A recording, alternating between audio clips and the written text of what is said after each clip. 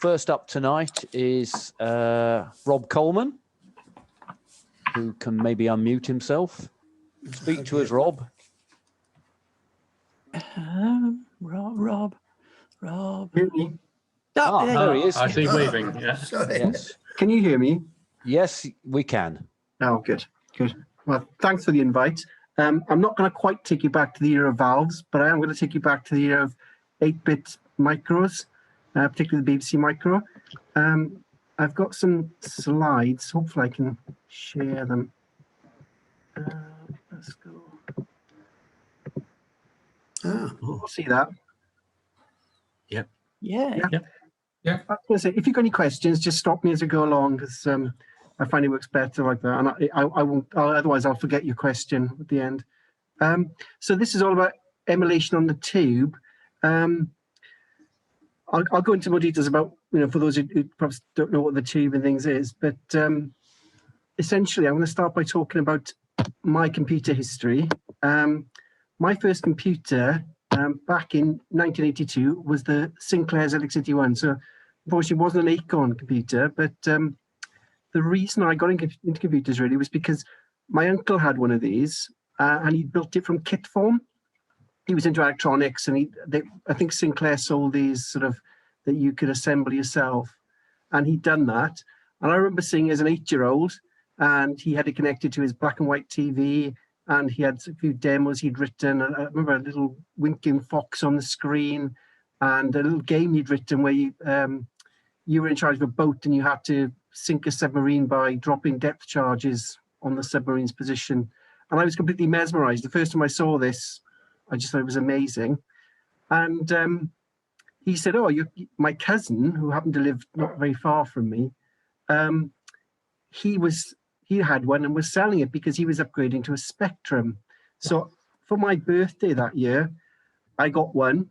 So there's actually one there with the RAM pack on the back, and with one game, which was the one shown there, which is 3D Monster Maze, which is perhaps regarded as one of the better games for the ZX81.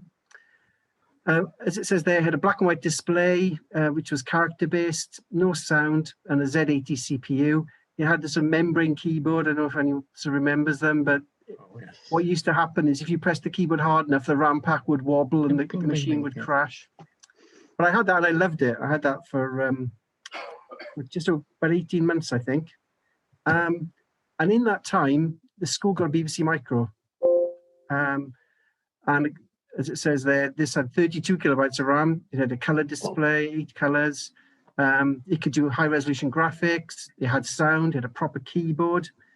And for me, the most interesting thing was, apart from the ZX81, which just had this RAM pack on the back, it had lots of expansion ports. So you could add disk drives. You could add this teletext adapter.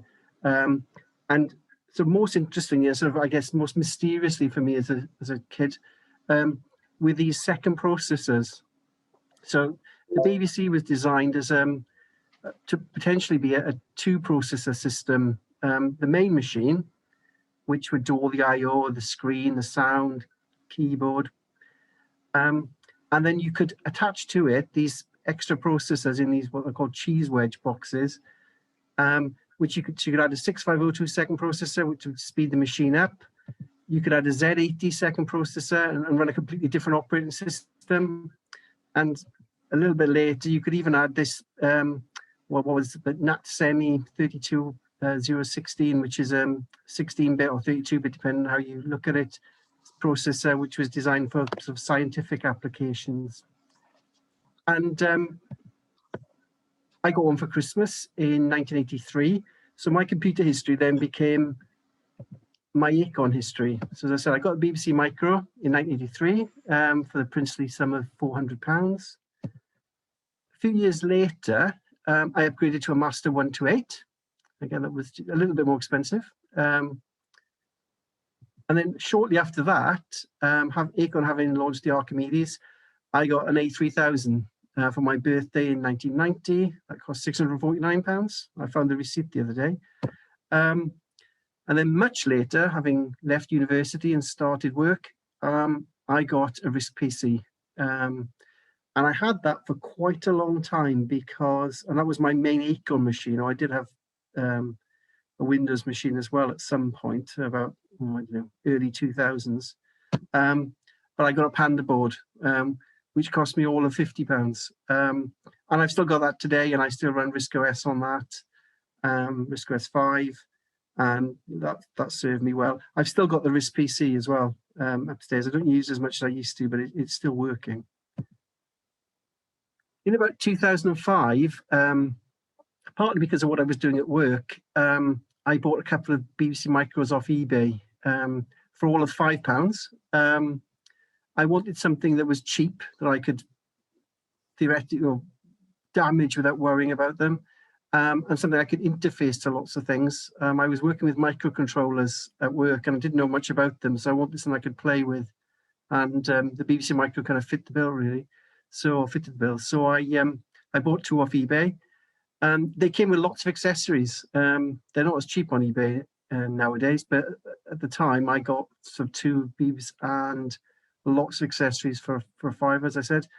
And I started, because things were fairly cheap at the time, started collecting lots of these things that I hadn't owned back in the 80s. So I bought the 6502 second processor, and then I bought a Z80 second processor, and then eventually I got hold of the NAT Semi second processor.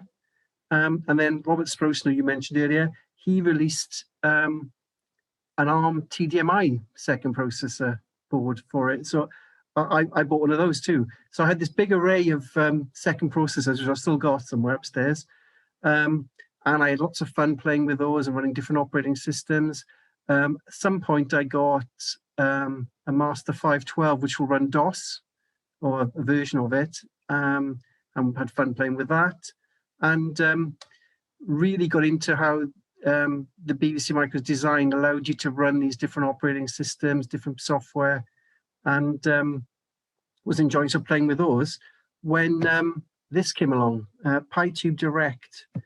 So the Startup Forum, for those who don't know, is a community of sort of like Acorn users, and particularly 8-bit Acorn users initially. But a couple of guys on there came up with PyTube Direct, which is essentially a level shifter which connects to a Raspberry Pi.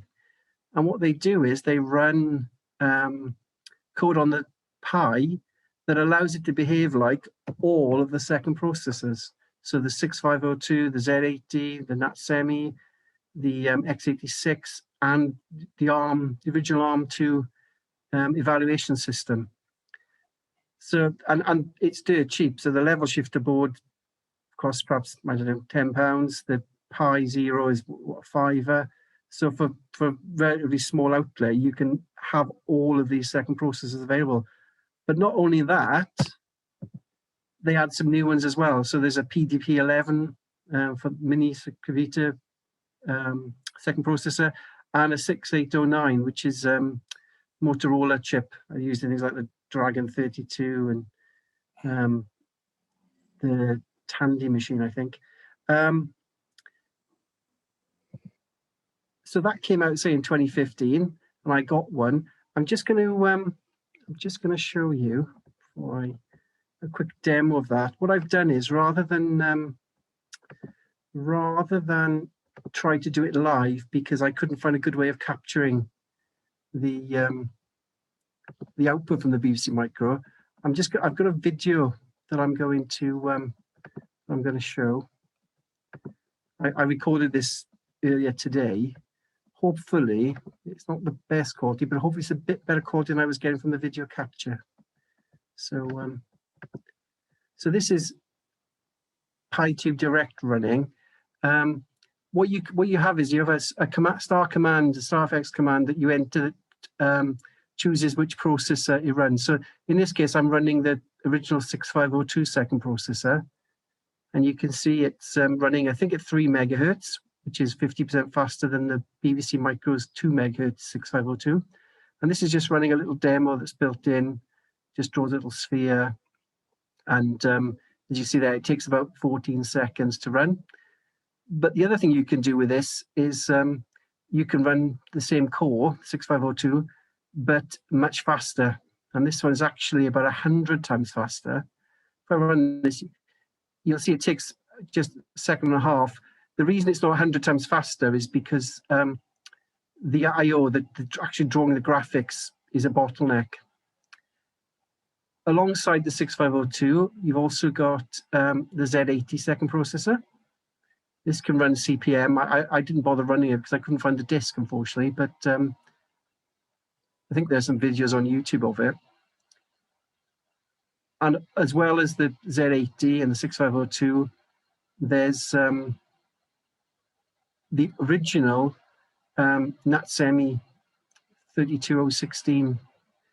This runs an operating system that Acorn developed called Panos. I think it was named after a Greek restaurant that they used to go to, or the developers went to. I don't know. At some points I entered the wrong commands. The Panos didn't have a huge amount of software for it, but what it did have was a series of compilers. So there was a C compiler, a Lisp compiler, Fortran compiler, Pascal compiler. So it was really intended for academic environments where you perhaps were used to using a kind of Unix mainframe, and because of the compiler suite, you could port software from the mainframe to run on your little BBC Micro with its second processor. These, when they came out, were very expensive. I think sort of several £1,000s.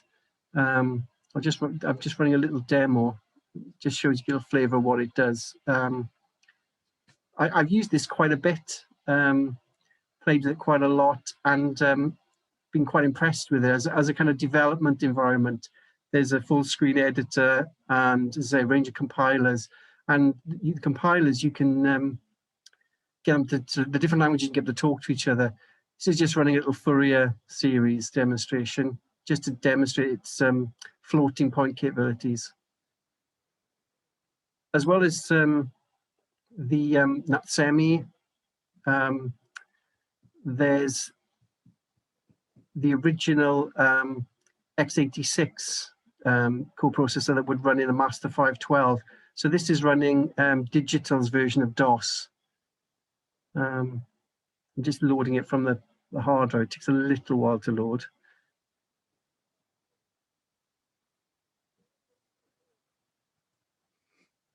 There we go. Alongside the Digital's DOS, Digital also had a graphical user interface called GEM. Just a quick, just fire that up just to show you that running.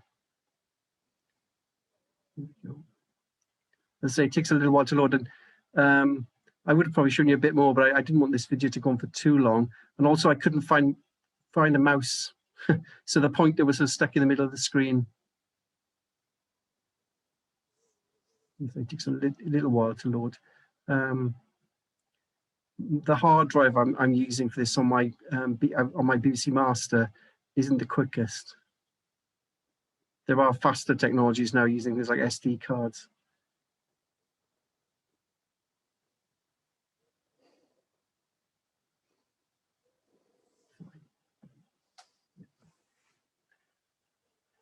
So to say, this takes a little while to boot. What it does show you is that the GEM GUI. There we go.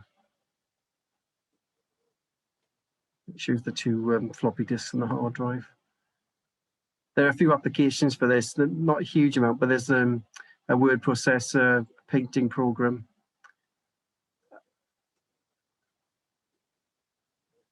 As I said, the other one is the ARM evaluation system, which is this thing. So this is how Acorn developed the original ARM chips. I guess a lot of you will know this. Having looked at all the other second processors and the CPUs in them, Acorn decided that none of them really sort of cut mustard and sort of developed their own. And this is just showing the ARM second processor running Basic 5, BBC Basic 5, which is something you get on RISC OS. But this is running on a BBC Micro on the second processor. And then alongside these recreations of the original second processors, they introduced some new ones. The first I'm going to show is the Motorola 6809. And I ported, there's an operating system for the 6809 called Flex. which came from the States. I ported this to the BBC Micro with the 6809 second processor. Again, this has got quite a good range of tools, certain compilers. There's a good Fortran compiler, C compiler, which you wouldn't have really got for the 6502. It's quite a fun operating system. And then the other one, the final one, is the PDP-11 second processor. Unfortunately, I haven't got any software for this. There is a version of BBC Basic that'll run on it, but I just wanted to show it running. But as well as all these, there was a really interesting coprocessor which sort of caught my imagination, which is this one. If I just pause the video there. There's, you'll see at the top, it says native ARM coprocessor, 1000 megahertz. What that is basically using the Pi's ARM chip running at sort of 1 gigahertz. And it has lots of memory, as you can imagine, because the Pi's got, I don't know what, well, hundreds of megabytes of memory. And I say it runs at 1 gigahertz. So as soon as I saw this, my initial thought was, wow, what can we do with this? I'll just go back to the slides.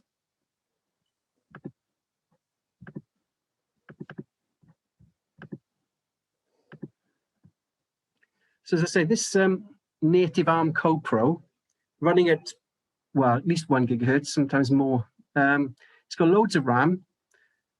You can access the BBC's operating system and its filing systems. And what I discovered looking into the sort of the PyTube direct source code was that they wrote the code in C in assembler, compiled under Linux or Windows, cross-compiled it, and then you port that across and you can run stuff. So my day job's kind of as a C programmer. I started thinking, hang on, I can, for my BBC Micro here, you know, I can have, instead of 32K of RAM, I can have hundreds of megabytes of RAM. Instead of a 2 megahertz CPU, I can have a 1 gigahertz CPU. I wonder what I could do with it. So my first thought was, what about going back to the ZX81? I hadn't touched a ZX81. I don't think I'd even seen a ZX81 since the mid-80s. After I got my BBC Micro, the ZX81 passed on to my younger sister, and she broke it fairly quickly. And I hadn't touched one or seen one since. I hadn't even used one to render emulation on a PC or under RISC OS. So I started thinking, well, what if I ran the Z80 emulation on the Pi at 1 gigahertz? And then the BBC Micro, well, I can use the operating system routines to read the keyboard. When you're running a second processor, you can redefine the BBC Micro's character set to be anything you want it to be. So I could redefine that to match the ZX81. And then I could just send screen updates across as VDU sequences, just like print statements effectively. And then I read online that some ZX81 emulators had patched the ZX81 operating system, the ZX81's ROM, to load in tape files. So I started writing this. There was an Acorn BBC Micro user group meetup in Leicester over a weekend, and I started writing this. And actually, I found it quite an easy thing to do. When you've got lots of RAM, lots of processing power, it's surprising how easy it is to achieve things. So just go and switch back to the video.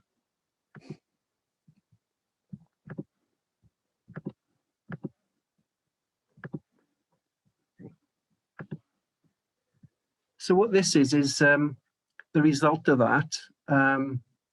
As I said, over a weekend at the Acorn BBC Micro user group, started writing this, and it took me kind of best part of a day and a half, I guess. But what this is a little program that runs. It takes a little while to load because the executable was quite big, but it's running on a BBC Micro with the native ARM coprocessor, and I hadn't seen that startup screen for years. But when it ran, suddenly I got my ZX81 prompt. And what you can do is you can load tape images. So here's 3D Monster Maze, which was the only game I had when I was a child. and you load it, and the little ringmaster there says, "Come and see the amazing Tyrannosaurus Rex." And what this is the T-Rex chases you around a maze. And as I said, I hadn't seen this or even kind of under emulation for 30 odd years. It does advise you there, if you've got a nervous disposition, then you shouldn't play the game. And I can remember my sister and I playing this and being absolutely terrified. I think we look at it now, it's obviously the graphics are very blocky. You can see it uses sort of letters for some of the shapes. But we were absolutely petrified of this as kids. And I can well remember, it's a bit of a cliche, everybody says this about this game, but thumping the keyboard to try and outrun the Tyrannosaurus Rex, and the RAM pack would wobble and the game would crash. And that happened countless times.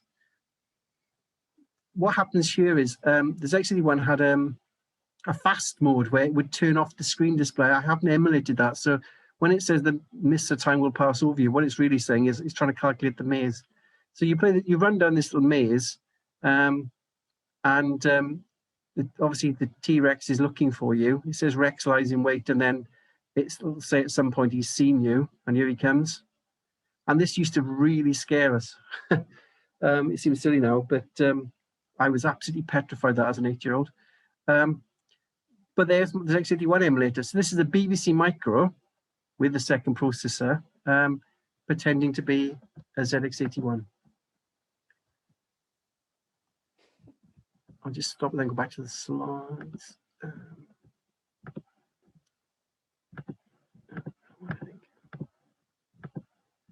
So having done that, somebody said to me, you should look at the Jupiter Ace. This wasn't a machine, I'd heard of the Jupiter Ace, but I wasn't familiar with it. I'd never owned one, and I don't think I'd ever seen one. But a friend of mine said, oh, it's very similar to the Z81, similar CPU. It's got more memory. It's got a sort of very simple sound, and the character set is redefinable. So whereas the Z81's character set was all in ROM, you could redefine the Jupiter Ace's character set for sort of user-defined graphics. But he said, oh, it's really interesting because it runs Forth and not BASIC. And Forth wasn't a language I was usually familiar with, but I thought, well, it sounds interesting. I'll have a look at it. And it took me probably 2 hours on a Sunday afternoon to turn my Z81 emulator into a Jupiter Ace emulator. I go back.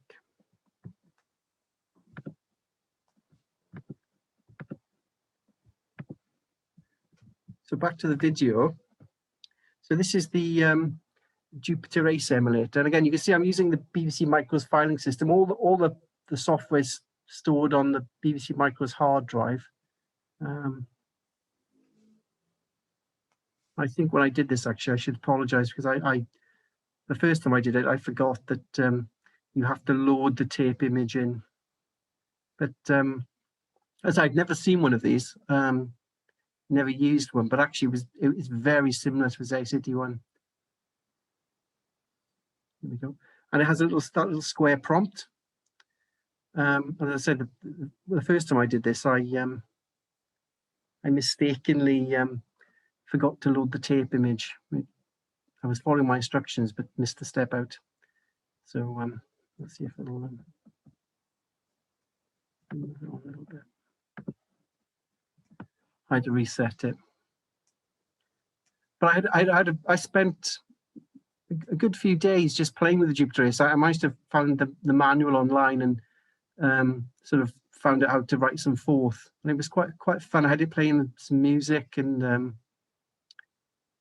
doing some little graphical demonstrations and things, and it was a lot of fun actually to find out how the machine worked and what you could do with it, as I say, not having been familiar with it previously. And I do use it occasionally now. It's just a bit of fun to sort of, when I've got my BBC Micro on, I'll just switch it and load the Ace emulator up and have a little play with it. And this is a little game that was released for the Ace. I had a very similar game on BBC Micro actually back in the day, but you'll see it just comes up. unfortunately, there's no sound on this recording. The Jupiter Ace does have sound. It's a very simple beeper sound. Actually, it was quite difficult to emulate because the CPU controls the speaker pretty much directly through an amplifier. This is a racing game. You can see the user-defined characters. The graphics are a little bit better than the ZX81. The trees and the cars. You can define the shapes, but essentially, it's a very similar machine.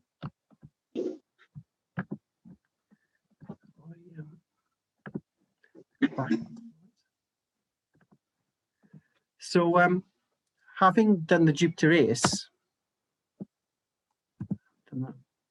someone on Stardot jokingly asked about his Spectrum emulator. He said, next step of Spectrum emulator, so I can play Underworld on my Beeb. You could put a bunch of support code on a ROM and call it Spectrum, which I thought was quite a funny pen. There was one problem, though, as someone else pointed out. He said the Beeb can't actually do the Spectrum's display. And the reason for this is the ZX Spectrum has a 15-color attribute mode, which I'll go into in more detail.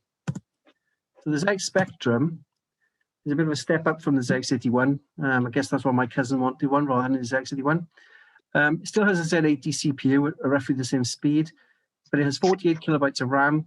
As I said, it's a 15-color display. And rather than being character-based, it's pixel-based.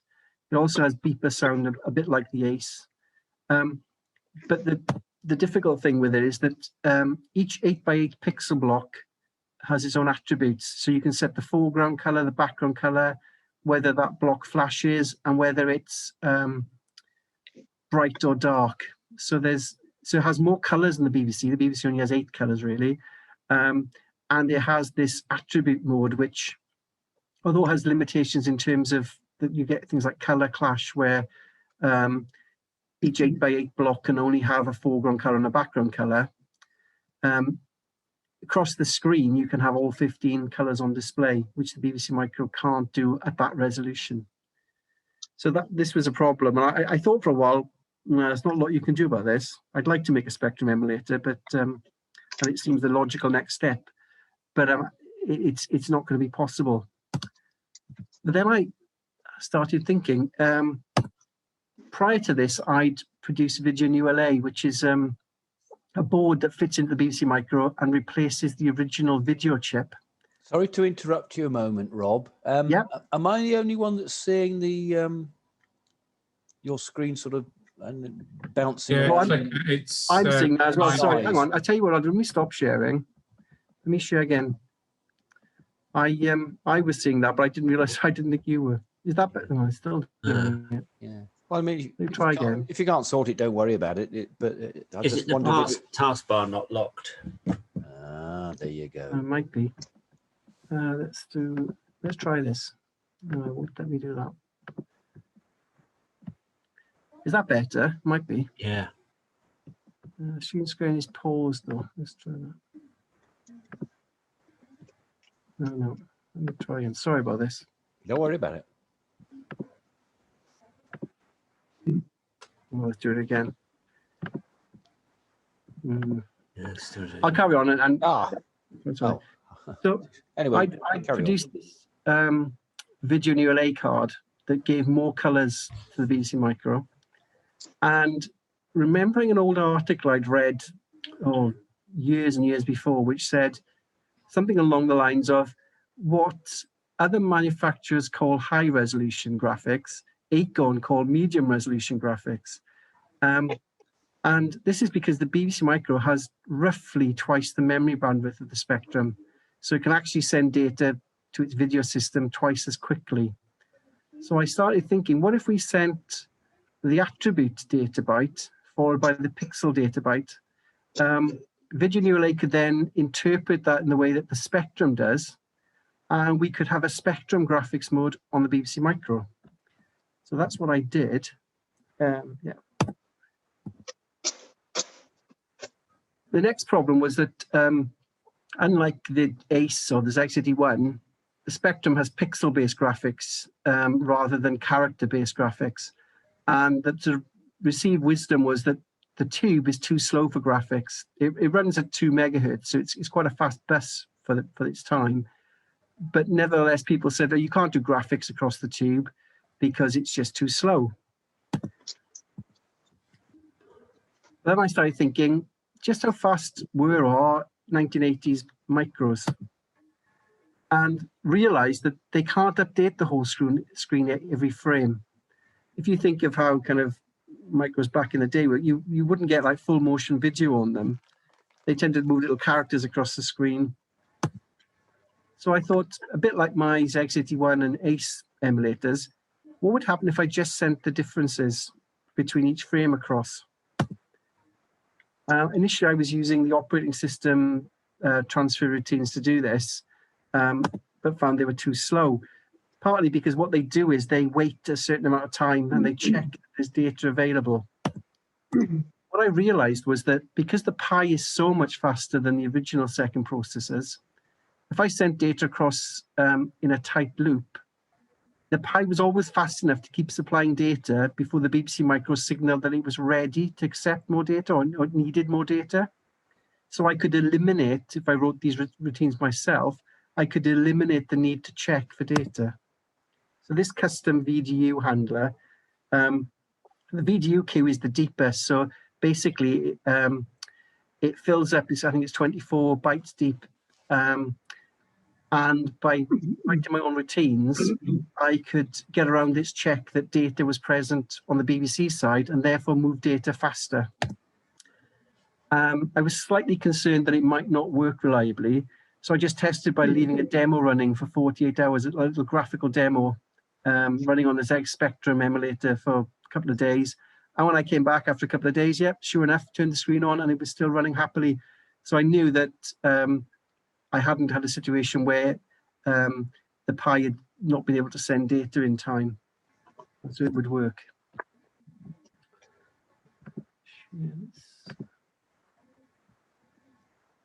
So the quick demo of this. What this is I only did this because the guy jokingly posted about Spec-ROM and having a ROM element. So I wrote a little ROM to do hold all my bespoke VDU routines. So that's what this, I'm loading the ROM in now. I'm sorry, the capture isn't great on this either. It's a bit blocky, but so you have to load in the ROM. And then having done that, you can actually run the emulator. So the ROM runs on the BBC Micro side and the emulator runs on the Pi. And they talk to each other.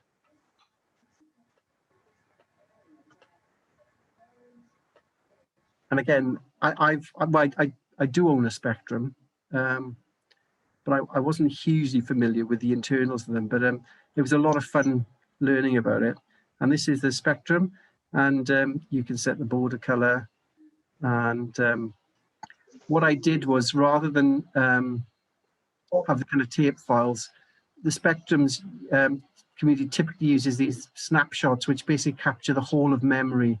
So they're like 48K memory dumps. And you can load in a snapshot, as this is doing. You can see this is the BBC Micro side of things. And here we have Bomb Jack, which was a game that was never released to the BBC Micro. I used to like playing this. My next door neighbor had a Spectrum and he had this game. And I was always quite jealous of the fact he had it. But there we go, and it plays quite happily. There is, unfortunately, as I say, there's no sound on this recording because I couldn't figure a way of capturing the BBC Micro sound. But there is sound in the emulator. It's a bit tricky because, again, the Spectrum uses this very CPU-intensive kind of beeper sound. But sometimes it works pretty well. Other times, perhaps not so well. I have had it playing sampled speech, which is recognizable. I'm not sure what it sounds like on a real Spectrum, but you can at least make the speech out. So the sound isn't too bad. And this is another game that my friend had. Again, wasn't released to the BBC Micro. It's John Rittman, who was quite a famous Spectrum games programmer. Used to do these sort of isometric arcade adventures, and this is one of his. I'm not sure this is his best known one, but it's a little Batman game, and I found it. I was just absolutely terrible playing it. But the aim is to rebuild the Batmobile, which that thing represents. And here he comes. He comes down his bat pole, and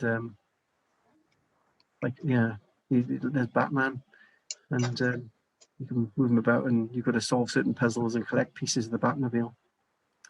But these games work sort of really well under emulation. So what it does do is open up a whole new sort of library of games to play. I say lots.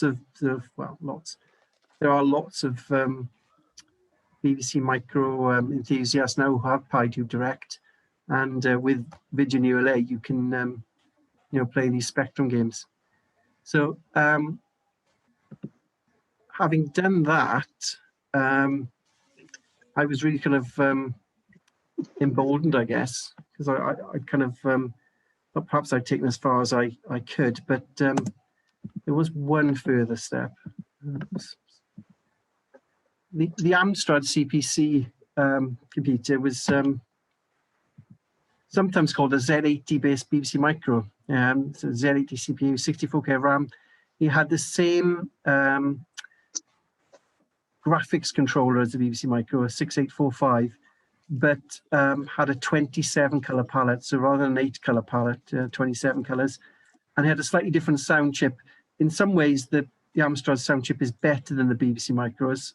In other ways, it's not quite as good. Generally, it's a little bit better. But I thought, well, Vision ULA can handle the color palette. Otherwise, it's pretty similar to the Beeb. Why not give it a go? So the sound chips capabilities are similar, not quite the same. What I'll do is the last part of the video.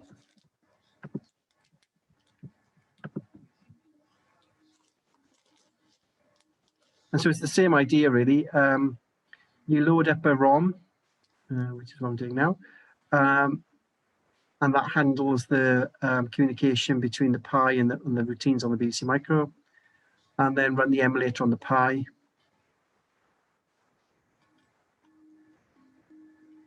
It takes a little while to load. Some of these executors are quite large, certainly by sort of 32K BBC Micro standards.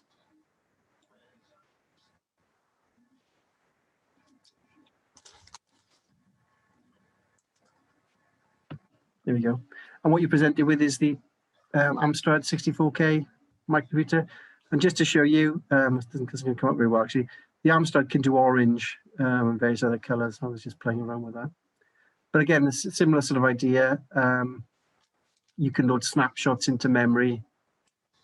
Again, this is the game that didn't come out on the BBC Micro. What I found sort of trickiest with this was the Amstrad's a far more advanced machine than the Spectrum. It has interrupts. So in this game, particularly the bottom area, which is in sort of pink there, there's actually a palette change that's timed to go off exactly at that, where that sort of black line is between the sky and the ground. And getting that timing right, to get that palette change to happen reliably at the right point was very tricky. The other thing was the sound chip. As I say, it's more advanced than the BBC Micros.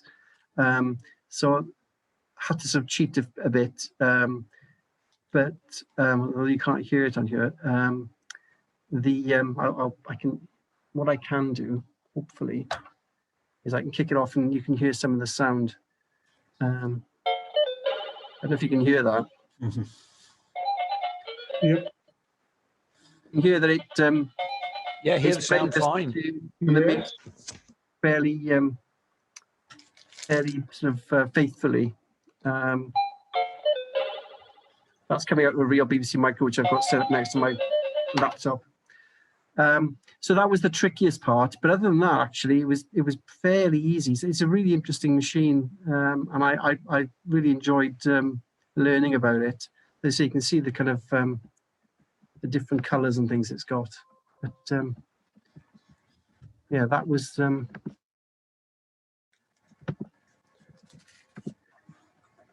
quite a lot of fun to do. What I found is it's been quite, I've really enjoyed learning about these machines I didn't really have or didn't really have sight of previously.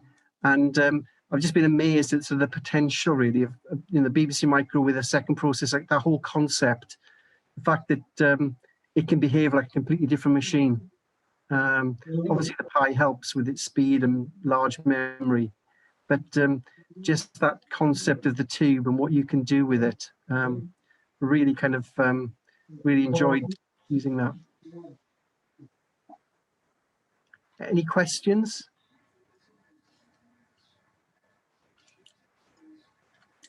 Stop sharing. I'm sure there should be. Yeah, I'm impressed, Rob, that you still have the receipt from 1990. Yes.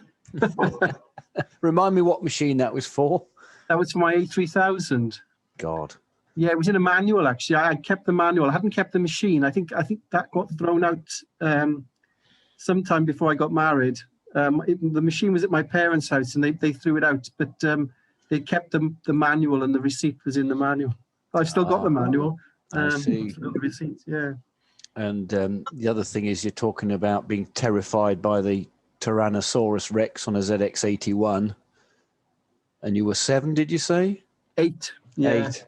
That is making me feel like a dinosaur. Yeah. Yeah. Any questions, anybody? Hang on. Let's just change the view. So I've got gallery view. Yeah. How did you emulate the sound? On which machine? Oh, well, I was just thinking there about the Amstrad. So you just on the CPC464, you obviously been able to emulate this color. Yeah, so what I do, I mean, actually the Amstrad wasn't, in some ways, it was simpler because obviously what you do with it, you send, kind of a volume or a note, a frequency to the sound chip on both machines. So it was just a case of translating between them. The Amstrad has hardware envelopes, whereas the BBC Micro has software envelopes. So I had to do a bit of work to emulate the hardware envelopes in software. But that wasn't that difficult. I found the spectrum sound much harder because although it's much simpler, and it's like a bit, it just toggles the speaker on or off.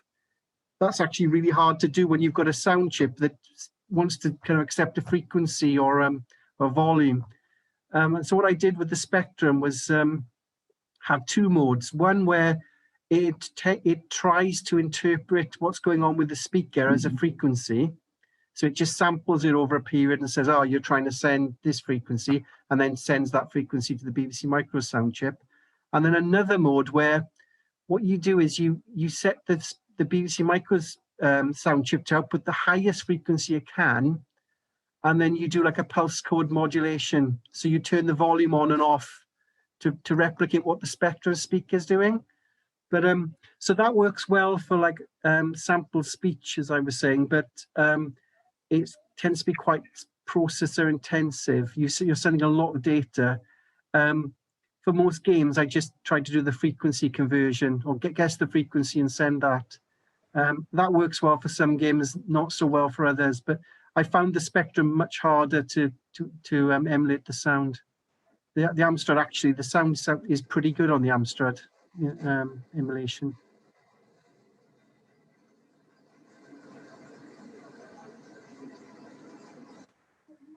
I just got a query about the system setup that you've got. You've got a BBC, obviously. You've got this interface to go to the Pi, then has a Pi 0. Yeah, and then using the advanced colours, you've got the video Neuler. Is that right? Can you see that? Okay. Can you see that? Yes. So the Neuler's in there and the Pi is in there on the right-hand side. Oh, right. The emulators will run off a disk drive. I've actually got an SD card interface in there as well, just because it's quicker and it's sort of less. When I take the BBC micros to shows and things, it's just simpler to have it all in one case. Yeah, things don't get damaged. But yeah, the Neuler does the colors. Obviously, that's not needed for the Ace and the ZX81 because they're black and white. And the Pi does the second processor. Yeah, that's my standard setup. And the Pi 0 is fine for that. Yeah, Pi 0. I do have a Pi 3 in the BBC Master, which is upstairs, but Yeah, it'll run. They recommend a Pi 0 or Pi 3. Yeah, very good. And it's for you know, not very much money. It's a lot of fun. Yeah, it's about something like 100 for all the bits and pieces. If you've got the BBC already. No, I think the level shifter board. Hang on a second, see if I can get this out. So there are two parts to it. So I don't know if you can see this. This is the level shifter board. All right. Yeah. I think that's about £10–15. Oh, right. And then obviously just plug the Pi 0 into it. Yep. And you need a ribbon cable, which is a few pounds as well. Yeah. So about £20, I think. Oh, right. You stick an SD card in as well, I guess. So maybe a little bit more than that. But yeah, it's really neat, as you can see. You know, it's just, you know, I've just got some stickies on the back inside. And yeah, it's a really neat solution. So what price is the video Nuller? I know I've seen it before at shows. Yeah, so they're £50. They're a bit more expensive. Yeah. I mean, as I say, that you can. There's other stuff you can do without the Nuller. You know, there's XD1, the Ace, they run without it. Yeah. I've got a port of Doom running on a BBC Micro, which I haven't shown, but right. That will run with or without the Nuller. Heck. And yeah, so you know that's.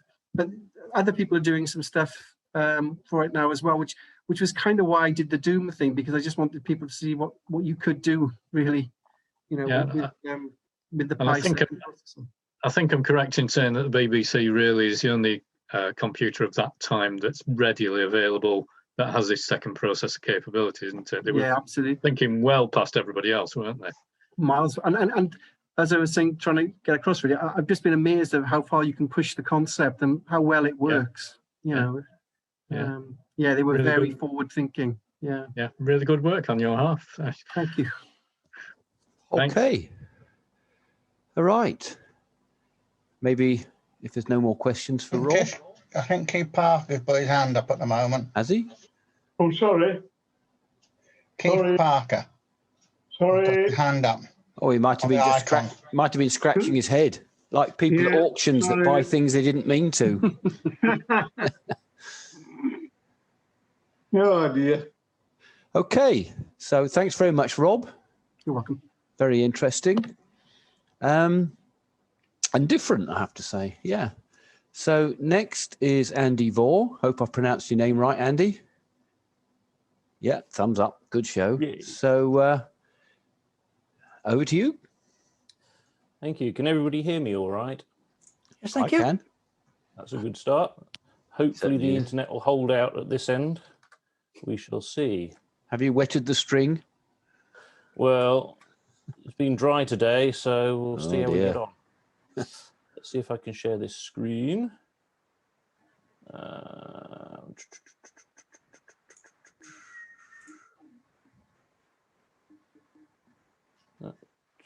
Nope. Try again. Yeah, we can see that okay. Can you see that okay? Ah, that's good. Certainly I can't see it this end, but you can see it that end. That's a good start. Oh, well. Thanks, Rick, for the invite. And everybody's giving up their last night of freedom before lockdown. So I'm going to have a run through what I've been up to. Started off in the Acorn scene many years ago, and then there was a bit of a hiatus, and now back doing bits and pieces. So I'll run through what I used to be up to, and then tell you what the current projects are. Up to a few different bits and pieces at the moment. Way back in the beginning, started with the BBC back in the dim and distant past in the 80s. Luckily, school actually had an Econet with masters, had a whole room of them, which was fantastic. It was easier than trying to borrow my father's computer all the time. I got to play around with network administration and assorted bits and pieces of programming and breaking things and all that sort of stuff, which was good. And eventually, Acorn went and brought out some new toys. So we upgraded to an Archimedes 440, which was streets ahead from the old BBCB at home.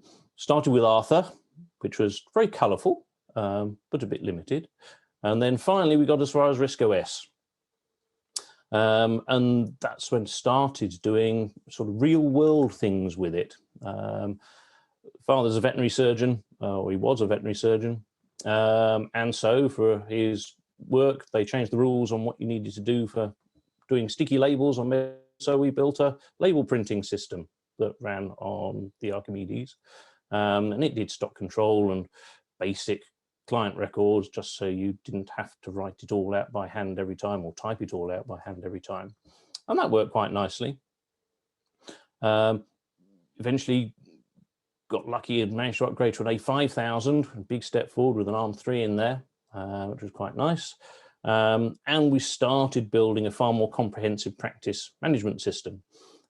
Computers were starting to come in properly in the veterinary field, and there were various things available on the market, but they weren't particularly user-friendly. They were all text-based at the time, a bit clunky and slow, and we thought we could probably do something far more useful. So we started work on that, and that sort of evolved over many, many years. It took a while to get it going to a state that could actually be used. And in the meantime, RISC PC came out. Didn't have one to start with because didn't have enough pocket money for one of those. Just had to look at Acorn user and drool a lot. However, opportunities came ahead because Hampshire Microtechnology wanted some help developing some drivers. I don't know if anybody's come across the concept keyboard at all before, but it's basically a plug-in membrane with a set of programmable squares, either 128 or 256. You could then produce an overlay, and then children could use it to get responses really from the computer without having to use a real keyboard. So you'd have pictures of things, and you press the sun and it might display a sun or whatnot. But with the new RISC PC, their drivers and software wasn't working anymore. So they sponsored me a RISC PC if I could create some software for them. And that worked quite nicely. I'm very pleased with that because I had a nice shiny new computer to play with at college. Went to university and studied veterinary medicine. So slightly different to the computing field, but there you go. We continued developing the practice management system and got it working, which is always a good thing, and installed it at multiple sites. So we then had eventually 5 different practices, all running Acorn-only systems, which was great. It did all the client records, all the patient histories, all the stock control, the diaries, ops lists, paperwork, accounting books, and blah, blah, blah, and worked very sweetly. Everything to be printed got rendered into a draw file because that was the easiest way of doing things. PostScript at the time was a bit of a black art and certainly couldn't afford a PostScript printer. So we turned it all into draw files and then sent it over to one of the RISC PCs acting as a print server at the same time as acting as everything else. We did need to develop our own stuff. There are some nice little label printers that you can get for doing thermal sticky labels, but those are the times, and they still are, where manufacturers only provided drivers for what they thought was necessary. So you could either have a Windows driver at the time or nothing. So we had to do it the hard way. And at the time, the hard way was installing it on a PC, plugging my RISC PC into the serial port of the PC and playing guess what it might be doing. And eventually we got something. There wasn't any source code or documentations, and we didn't have internet access at the time to look it up. Fortunately, nowadays, people tend to make it a bit easier for that sort of thing because you can research it, or somebody's done a driver under Linux or whatever with the source code, so you can make it up as you go along and port it. But hey-ho, we got there. And yeah, things went quite nicely. Qualified as a veterinary surgeon in 1999, so last century, dating me a bit, but never mind. And then started work. Don't have any pictures, I'm afraid, of the veterinary management system. I did try and run it the other day, but couldn't get it going again. Dusted off the RISC PC, but no, it was very unhappy, so never mind. Unfortunately, by this time, Acorn's closed down, which is a bit of a bummer. Lots of uncertainty as to what's going on, hardware, software, whichever. We continued work on the management system anyway, while I was working full-time as a vet. The hardware coped very well. despite being in a veterinary environment. We had quite a large number of A7000s, 7000 pluses, RISC PCs and whatnot. Probably one of the downfalls of Acorn was the hardware did too well, and we had machines that were going for well over 10 years and still going strong, which was great, kept the costs down, but yes, meant that we didn't get to buy lots of kit every 2 years. When we were finally replacing it, looking at things saying, oh, this is a long life computer, it's going to last you more than 18 months. And I thought, that's not great. Our final incarnation we're very proud of, because you could actually do multi-site access for records and accounts in almost real time. We were on dial-up links at the time, surgery to surgery with direct dialing, no internet still.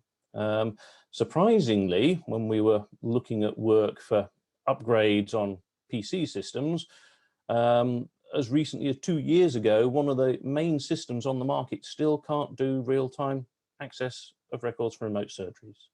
It is a bit of a bummer for them, but we were doing it on RISC-OS 10 plus years ago. So yeah, it was a good system. Unfortunately, with Acorn closing and uncertainties and more needs at work for web-related resources and the evil that is Flash, which is fortunately now dying a death, we had to make changes. And so, sadly, my Acorn adventures ended for a bit, and I had to leave for Linux land. Linux was going to be the easiest way to get things going. So we ported everything over to Linux, built our own kit, put it in the surgeries. There's still some vestiges of the Acorn stuff hanging around though, because the records were done that way. We had a lot of images stored as draw files and whatnot, and draw had been used for all the printing systems. As we were trying to migrate things bit at a time, we ended up with things like a Linux-based draw file renderer. This survived for many years, and probably only about 5 years ago, we finally got rid of draw internally, which was a sad day. Big fan of draw. It served me well over the years. So stuck in Linux land and working away. And then there was a change of plan. One of those things. Among other things, I managed to slip a disc a couple of years ago. I learned a new definition of pain. It helped me understand disc problems in my patients quite a lot better, but not necessarily in a nice way. Certainly trying to do lifting and carrying and running away from angry dogs and whatnot with your back playing up ain't easy. That and working out of hours, so you can't necessarily con somebody else into lifting the dog if you're on your own at 3 o'clock in the morning. So bit of a bummer, forced a change of plans. So I retired as a vet earlier than planned, but such is life. And instead, with my wife, set up a property management company. That gave me some more free time to play with, which is always a nice thing, but wanted to do something. Managed to pick up a few Raspberry Pis along the way in Linux land. We built a temperature logging system for work. One of the requirements is to keep tabs of all your fridge temperatures and cupboard temperatures and room temperatures and whatnot, and record them as proof that you're storing things correctly.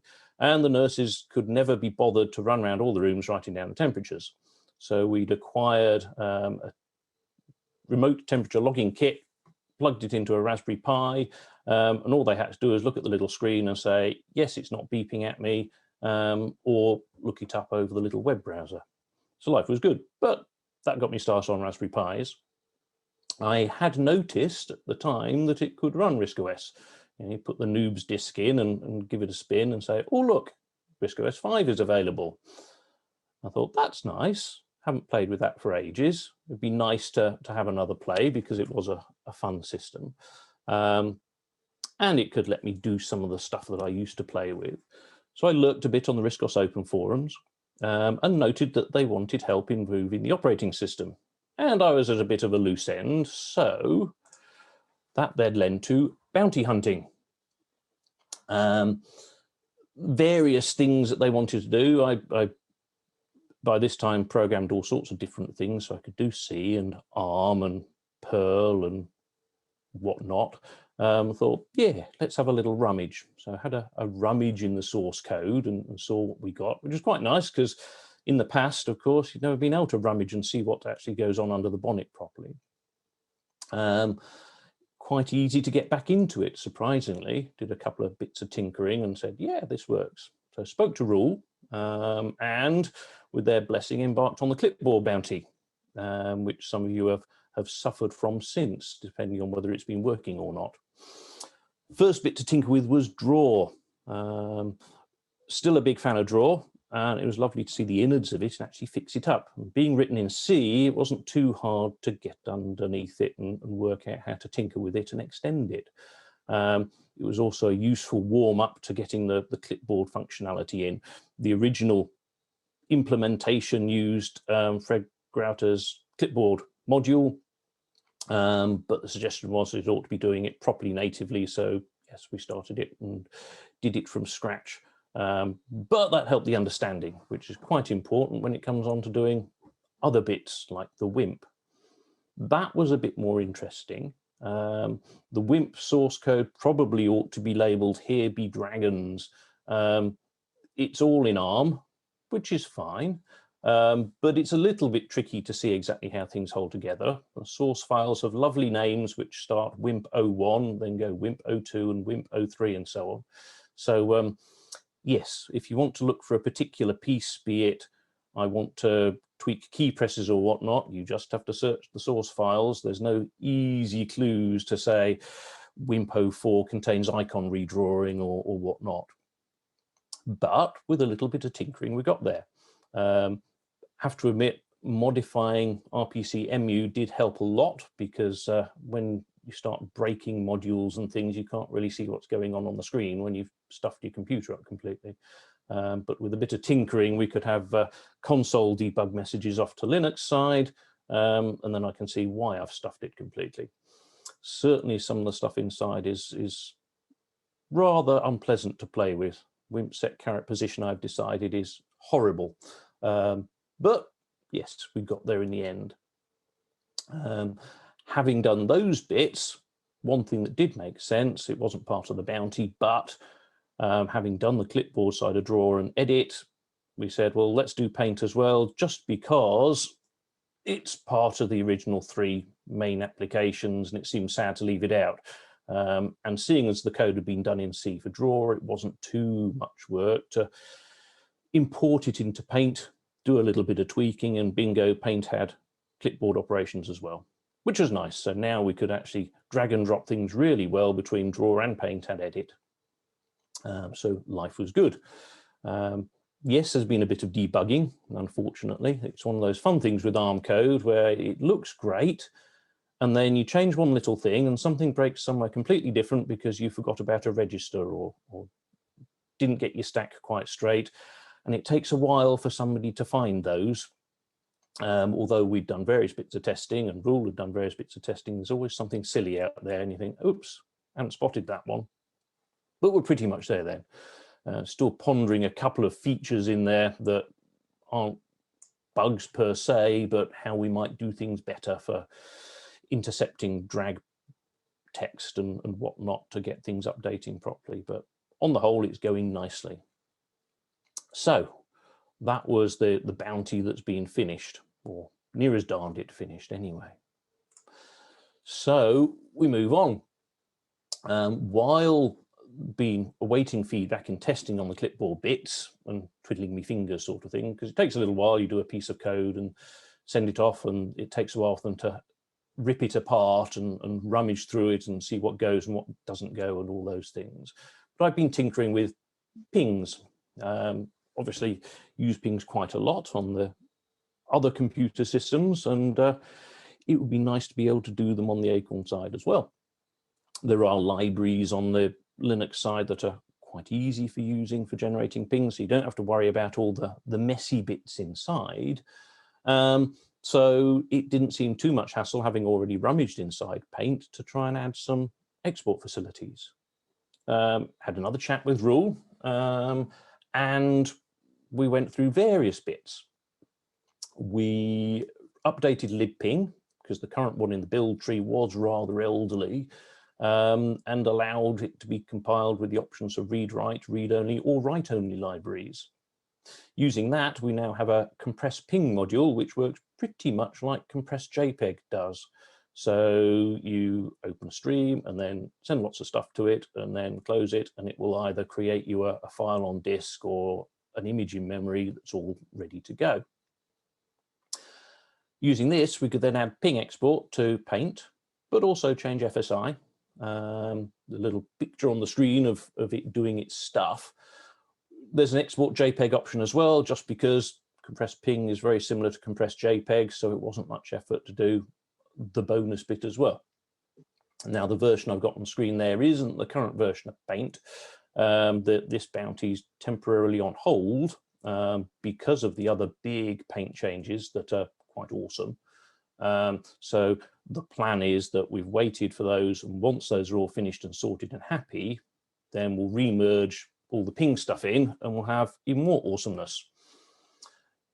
In the meantime, we also tweaked the screen snapshot a bit so that you can also grab screens, also grab windows rather than just grabbing screens or a user-defined area, because it was always a bit of a fiddle trying to select the exact area of a window when you want to take a grab of it for doing something or sending, and then having to trim the edges.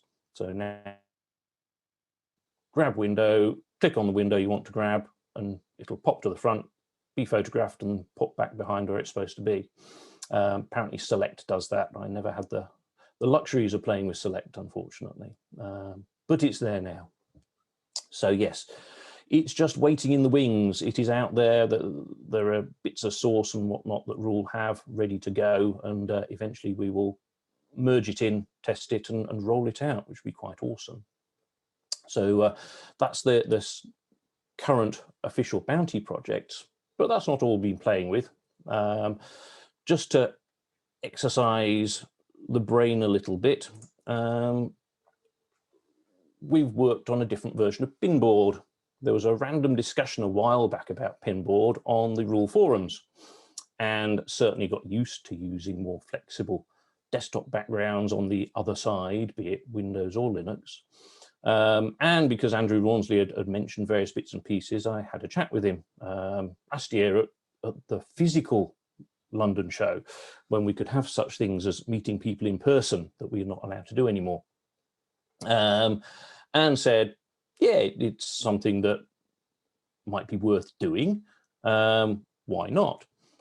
Way back before Pinboards existed under RISC-OS 2, yes, I had written a backdrop program, as had a number of other people. So I had form in that sort of line. And we ended up with Pinboard 2, as we innovatively called it, which is a complete re-implementation in C of the existing Pinboard, but with a few extra toys as well. So there's a picture of the Pinboard on the screen. We've got slightly different text rendering as an option, so you can have outlined text rather than just a blocky background or blending. You can automatically save your Pinboard on exit. So if you've moved your pins around and then shut your machine down properly, it's all saved, ready to go when you start up again. Not compulsory, but it does help, because I got fed up of losing where things were when I shut it down. Lockable pins, so you don't accidentally drag them and lose them. One thing that was quite helpful was automatically updating icons and file names or whatnot. So if you happen to rename a file on disk, then its pin will change name as well. If you delete the file on disk, it'll disappear off the pinboard and whatnot. Having played with Change FSI, decided, well, why not let Pinboard display all the image formats that Change FSI does? So it does. It talks to Change FSI if it needs to, converts the image and rolls it. There is an image carousel that's not quite finished yet. So you can have a rolling slideshow on your backdrop should you wish.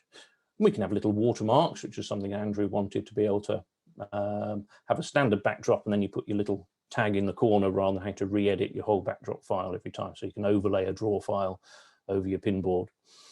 The really useful bit was being able to save files to the desktop.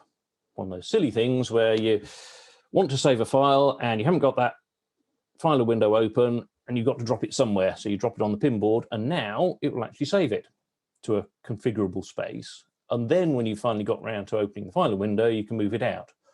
Or if you're me, you leave everything lying around on the backdrop anyway, and you end up with a big pile of mess. But that's just me probably. We also added some sticky notes. One on the screen says hello world, so it's sort of like post-it notes. And because of all these extra changes, we've had to update the setup tool as well. We're not far off now. We've been doing some testing. Other people have been finding out all the interesting features for me. And we're getting to the tidying up stage. Getting there eventually, being busy amusing with other things and lockdowns and God knows what. But we're getting there. So hopefully, when we fix the rest of the issues, or the major issues, we can get that out and people can start playing and seeing what they think.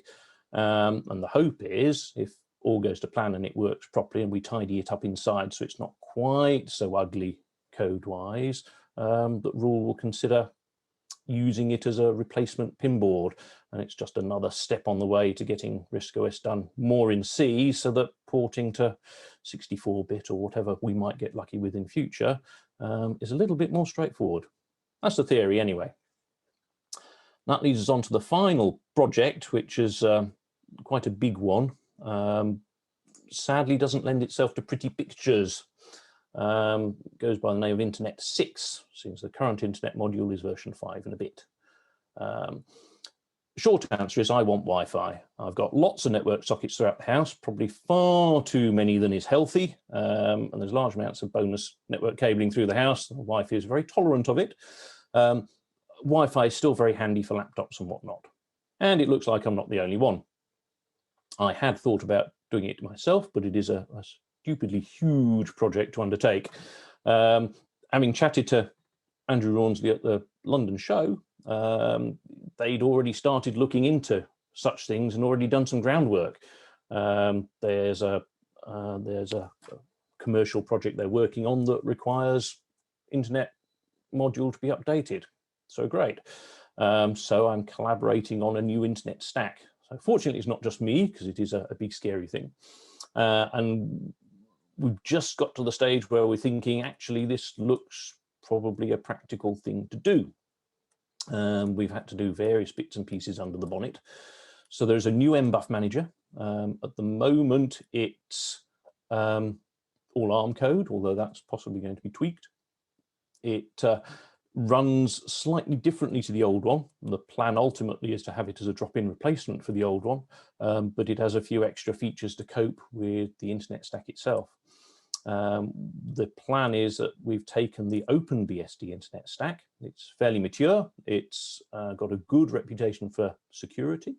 And it's got some nice bits and pieces in there for allowing us to drop interfaces in and out as we need to. But it does do its MBUFs slightly different. But replacing the manager is probably no bad thing, because it's a closed source thing, so it gives us access to play with it better. Certainly the old one had its limitations with amount of MBUFs you could have. Certainly I've exhausted the old one several times when trying to move lots of stuff to and fro on my computers. So we've given it a bit more breathing space. At the moment, we've got a working basic internet stack for IP4. It's limited to the local network because we haven't got root working. In theory, once we get root working, we can speak to the outside world rather than just stuff on the local network. But hey, it seems to survive. It no longer stiffs my computer if it's sitting on my busy home network. That's a good thing. We've got drivers for USB and IMX6. And the other day, we even had NetSurf working on local sites. So stuff stored on my local servers, which is good. It will run VNC server, which is very pleasing, although it's only pleasing if you want to see the top tiny fraction of the screen before it stops. But it's better than nothing. Once it all works, the plan is we can add IP6. IP6 would be good. It's something we've never had before. In theory, it's just a case of turning on the appropriate compile options for the OpenBSD source. Obviously, that counts for certain values of just, which could be just plus a large amount of head scratching and denting the wall. But the code is there, and we know that it's been tested. It's just a case of tinkering with some of the structures and layouts and whatnot.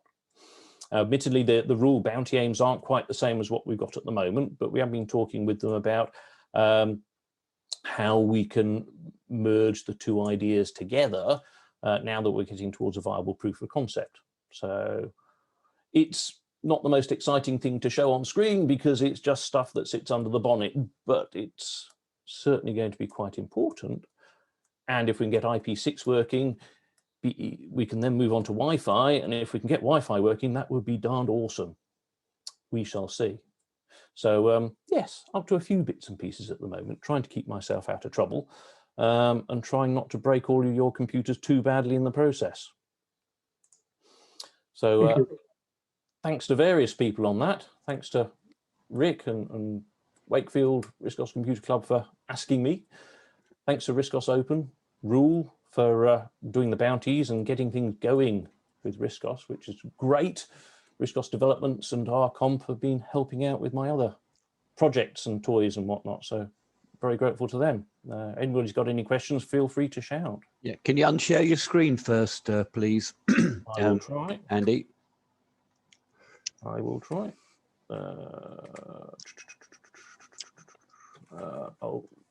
Small hammer usually does the trick. There we go. Try and do it slightly less expensively than a small hammer. That might mean we're back. Yes.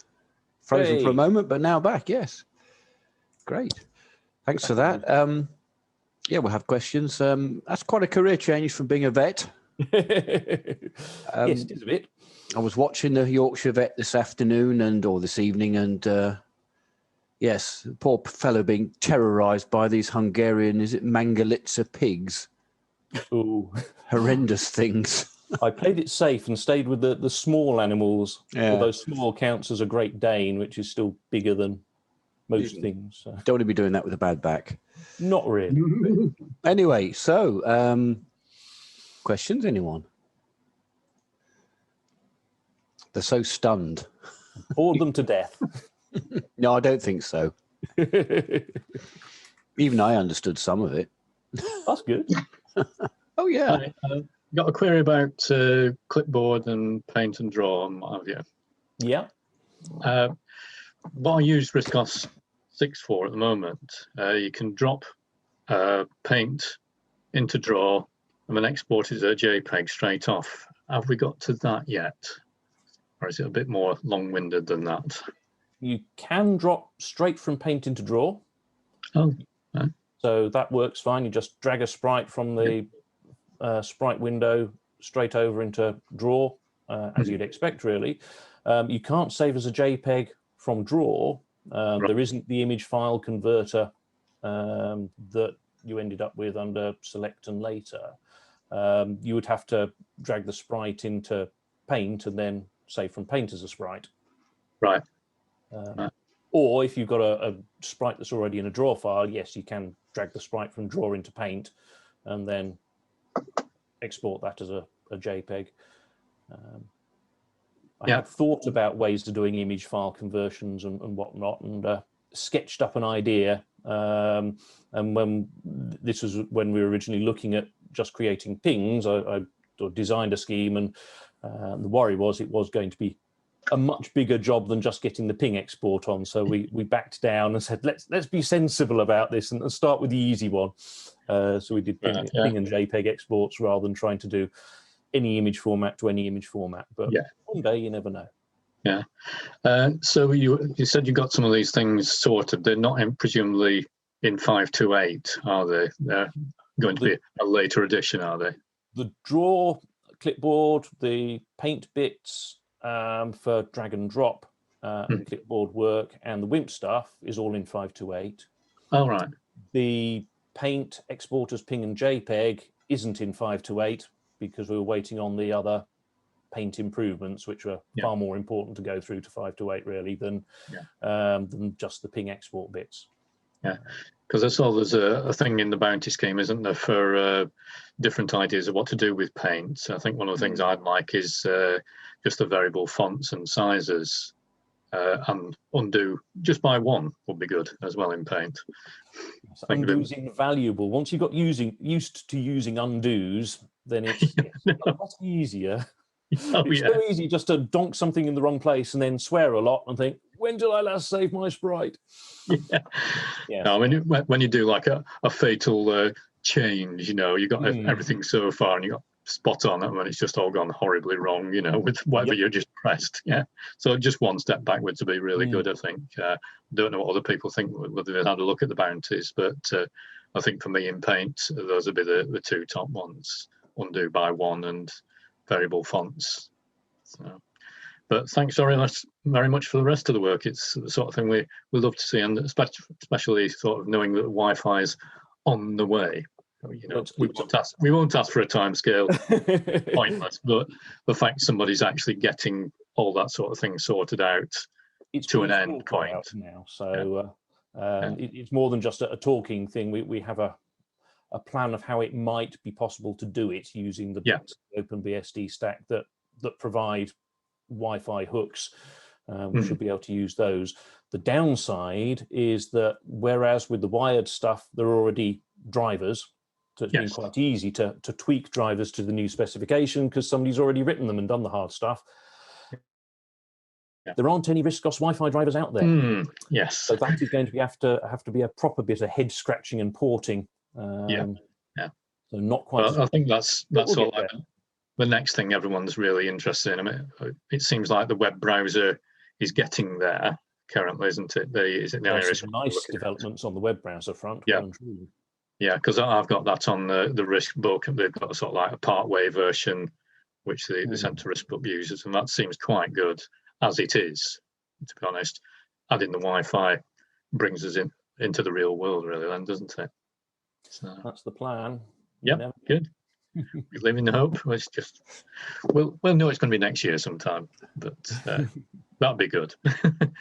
So again, thanks very much. That's all right. Has anybody ever used a thing called Larger from Warm Silent Software? It's an amazing pinboard thing. You can pin anything onto it and it acts as a complete filer. You can do keyboard shortcuts, the launch thing, and all sorts of things. But when I got a Pi, I find it's not 32-bit as far as I'm aware. So I can use it on RISC-OS 4, but not 5. Have you ever looked at that, Andy? Because it does amazing things with the pinboard. And I know they've made LANman free, so I wonder if they'd be open to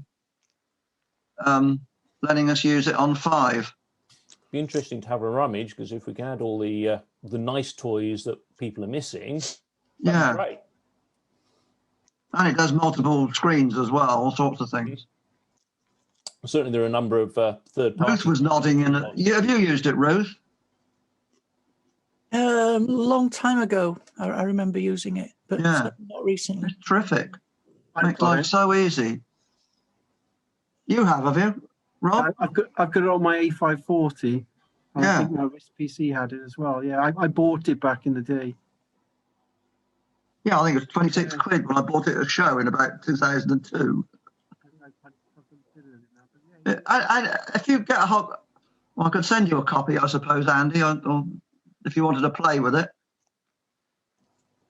Wouldn't say no, because say any ideas are always good, especially at the time when we're still building the thing. We might as well get what people want into it, really. You've got some 26-bit machines that will run on, have you?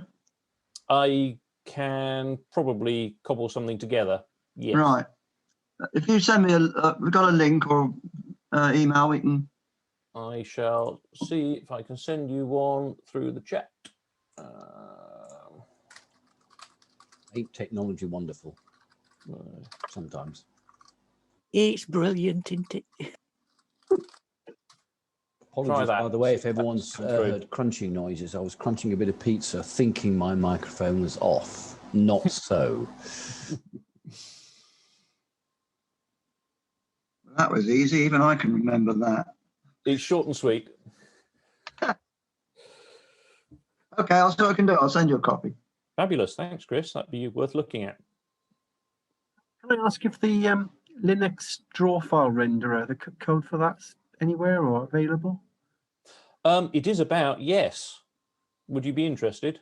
Yeah, I would. Yeah, it's just something I've always been quite interested in. Sort of, well, I'd quite like to get it running on the Pi Co-Pro. Oh, right. It might be a bit of fun. I shall have a look and see what it did at the time, and see if I can dig it out. I might still have it. Oops. I'll just have a quick rummage on this laptop and see if it's still there or not. No, not there. But if you, yeah, let me know your email address and I'll see if I can dig it out and I shall ping you some stuff over. Thank you very much.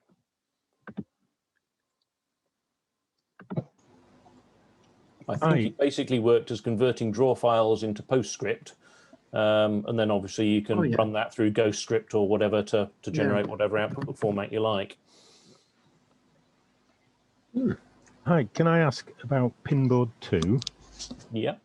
I often like to pin pins from the top or the right-hand side of the screen, and I usually use a little piece of BASIC that sets a system variable to the system height, the screen height or the screen width. So in a lot of like pin files, I often do like the system variable screen h minus 100. So it pins 100 units down from the top. And I find that useful because I often develop on different machines with different screen sizes, and I can set a pin up and know that they're all pinned to the top edge. Is that something that maybe could be thought about for Pinboard 2? Yeah, possibly setting the gravity of the pins or something. It's a possible thought. And your basic file should work with Pinboard 2 because all of the things that we've done run all of the old Pinboard commands as normal. Right. So everything there should run. We've just extended them a bit to add some of the extra toys. So if you've already got something that works, in theory, it should work fine. Yeah. I say in theory because there's bound to be something that will trip it up. But the plan was that you should be able to use everything you already do with the Pinboard and extras rather than having to change everything that you've already got. Thanks. Thank you. Any other questions? Apparently not. Okay. So finally this evening, we have Steve Fryatt, who has just unmuted himself by the look of it. Steve said this was an arm wavy talk, which inevitably reminded me of Dr. Magnus Pike, if any of you remember him. Oh, yes. I don't think Steve's going to quite emulate that. But... So, yeah, so to you, Steve. Okay, thanks. I will try and remember how to drive Zoom.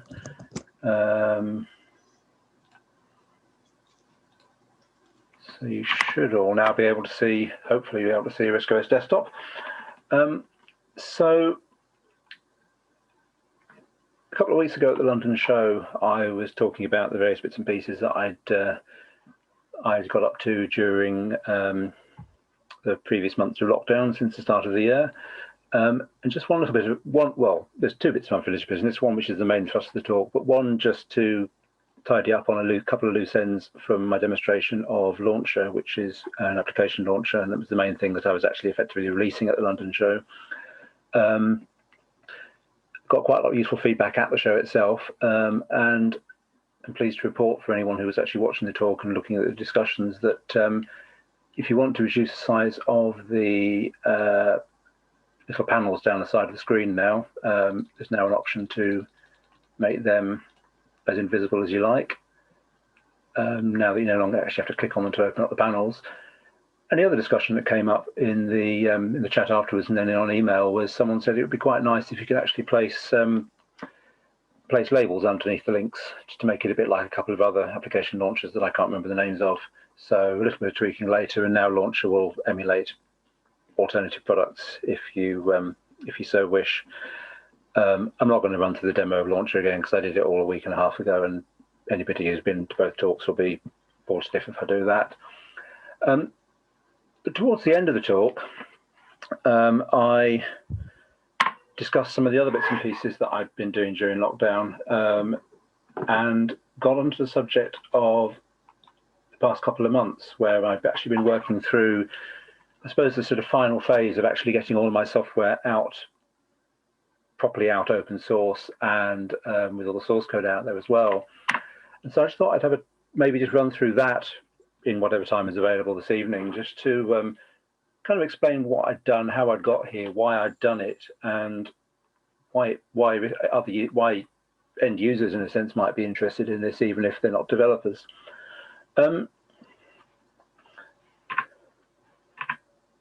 So I'd actually obviously written the talk before the London show, but it turned out to be quite, well, that last sort of 5 minutes of it turned out to be quite relevant, given the fact that for most of the talks during the show, there was a lot of discussion in the chat afterwards about software that was out there had either disappeared, or the source code had gone, or the developers had disappeared and were no longer working on it, and it wasn't getting updated to modern systems, or it never made it up to 26-bit, or it hadn't quite made it through to ARM v7 or whatever. But in addition to all the sort of stuff that's currently abandoned and that we can't actually develop at all, or rescue, or keep moving forward, there's actually a surprising amount of software out there with very confusing licenses, very confusing license details. I was just looking through some of the titles that I daily use, and there's quite a few in there that I'm not going to name and shame, but there's quite a few titles that we think of as free that you can download off the internet at no cost and use and copy to other people, with no details at all of how they're licensed, and some of them don't even have any source code. And at least a couple of them are sort of stalwarts of the newsletters, PD pages. You know, they're quite often go-tos when new releases come out.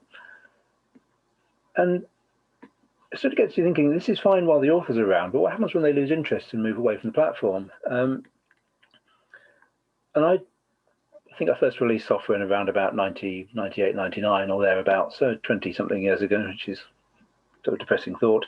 And I'd always release the source code for my software, although probably not in any really structured form. And up to about 2010, I was just sticking the uncrunched basic from my from the software into download folder, and that was about it.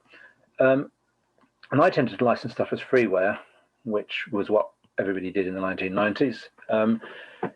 And it came with a slightly wordy sort of description in the manual about how you could copy it round but not distribute it and whatever else it said. And unfortunately, as with most of these licenses, and this is one of the problems that we're now finding with the older software, it's actually completely meaningless. And unless the software developer happens to be a lawyer as well in their spare time, home-written licenses are pretty much useless in any practical sense, because they don't really give anybody any meaningful, useful permission to actually hand the source code on, which I probably should be updating my slides as I go. So it's something I've been thinking about doing for a while. Yes, I'm just catching up here. But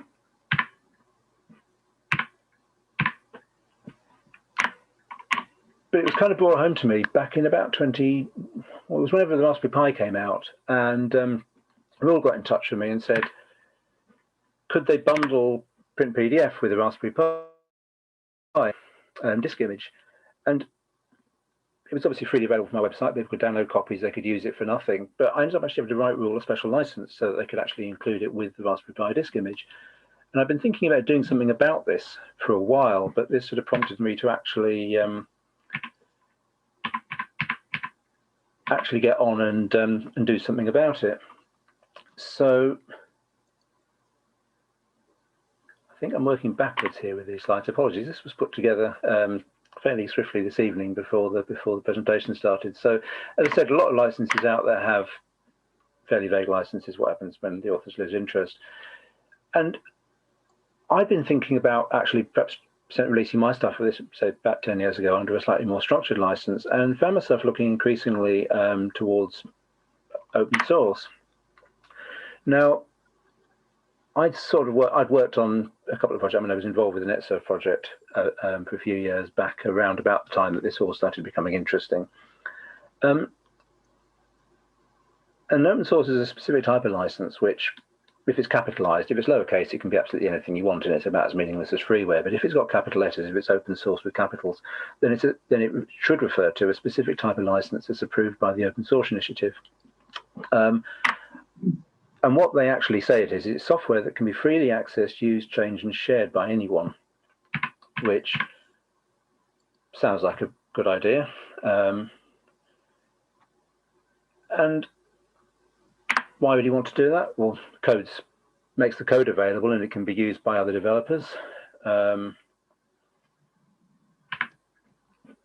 And the other advantage to it, and the really big advantage in the context of sort of the abandonware subject that kept coming up at the London show last weekend, was that if software is actually clearly licensed under an open source license, if the author disappears, others can pick up the baton without any effort. It's basically the software's out there, it's available, it's got details in every source file saying this is open source software, you can do what you like with it, or at least you can do what you like with it within reason. We'll get to that in a second. So it removes any of the complications about stuff just disappearing, because basically the code is out there and anyone can pick it up. And I mean, myself, I've picked up a few projects over the years, most recently WinEd, because it was open source and because I could just download the source code. You know, you drop a courtesy email to the previous maintainer and say, are you still involved? But if they never got back, there'd be no problem dealing with it because it's open source. And on the RISC-OS platform, this actually seems like a fairly good idea. I mean, a lot of our software is non-commercial, so I'm obviously not suggesting that, you know, the likes of Arcomp and so on start open sourcing all of their commercial software. But if you're already releasing software for free, why not do it properly and actually get it out there so that other people can pick it up and use it and work with it. And if you haven't kind of looked into this in great detail, you may not be aware, but there's basically two types of license out there. There's what's called permissive, which apparently otherwise tends to be dubbed anything goes. And basically they say this is the source code, you can do whatever you like with it. You can include it in your own projects, you can release it in other open source projects, or you can even take it and make it into commercial products. And the other type of license is what's known as copyleft, which contains clauses that basically require that the source code must remain free. So you can't, while people can take the code and work on it and use it in their own free projects, they can't take it, modify it a bit, and then start trying to sell it for money without releasing the source. And probably the best known example of this is the general public license, or the GPL, which has a bit of a reputation in certainly RISC-OS circles for some of its requirements.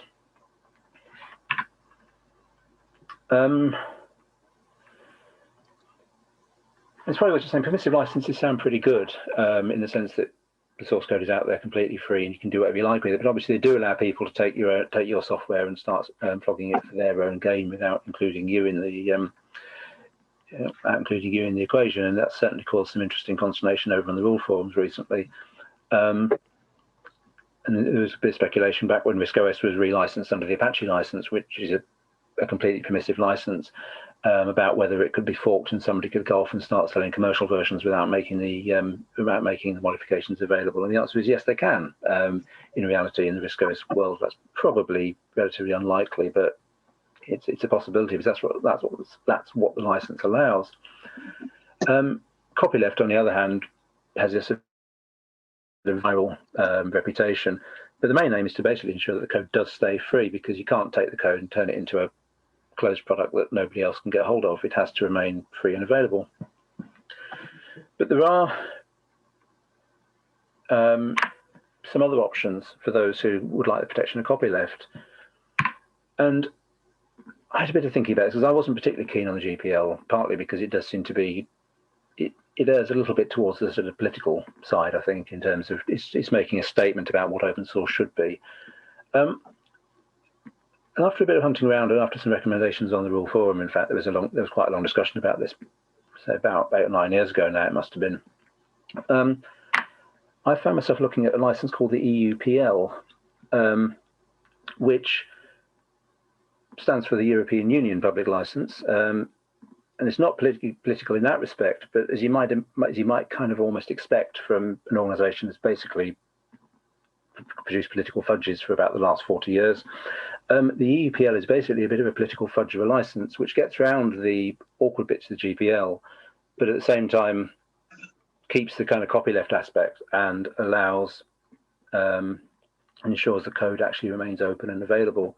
And it does this by allowing the code, any code licensed under it, to be relicensed under other copyleft licenses like the GPL or a whole lot. There's about 16 or 17 that it lists which are considered compatible.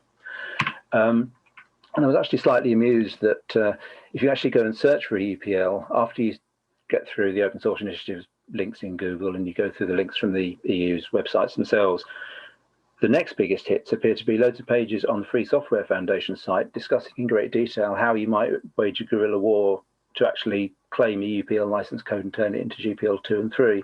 So at least they're doing something useful with their time.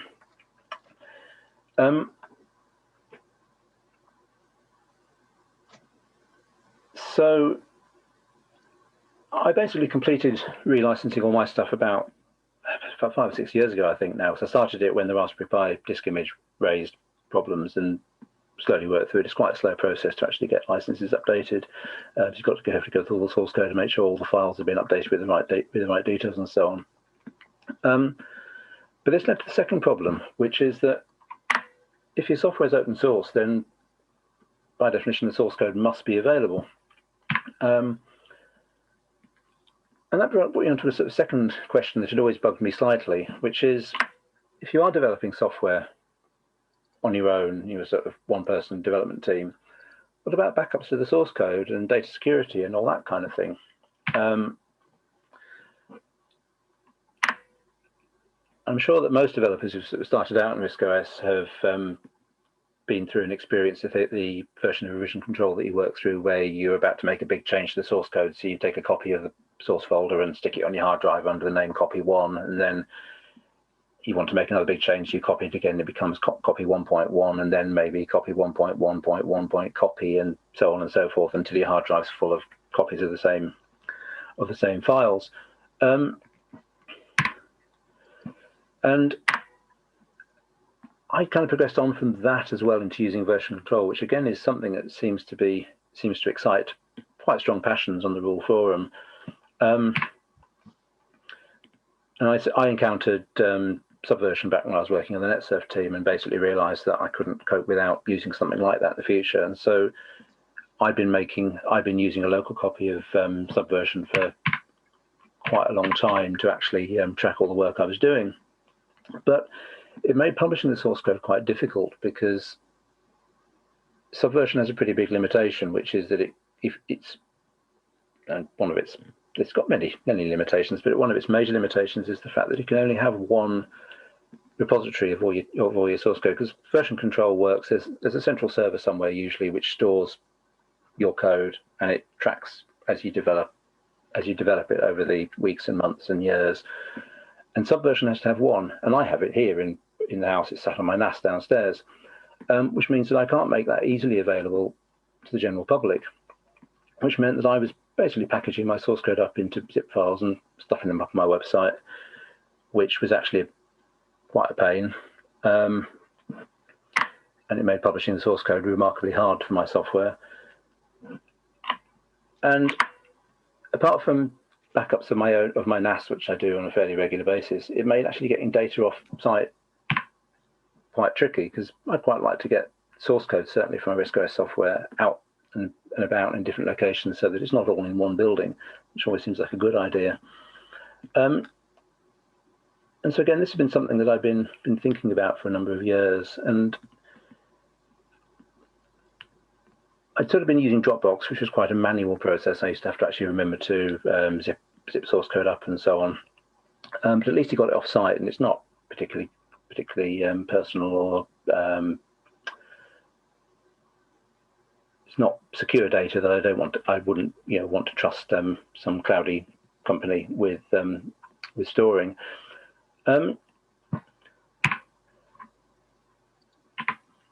But over the past few years, I started looking a little bit more at some of the alternative options that were out there. And a couple of years ago, RISC-OS Open moved all of their source code from CVS, which they were using, which was an even older version control system, into Git, which was primarily done because Git is a lot better at having lots of people working collaboratively and pushing changes into the same place. But one of the things that seems to have taken off over the past few years is there are vast numbers of companies out there who are actually providing cloud-based version control using Git. I mean, an early site which a lot of RISC-OS developers were using was SourceForge, who used CVS way back when that was still a thing that anyone wanted to use, and then moved on to Subversion. Nowadays, I think they've also got options of Git as well. But perhaps the better known or the more trendy ones nowadays are there's GitHub, GitLab, Bitbucket, all of which are using this new trendy, newfangled system called Git.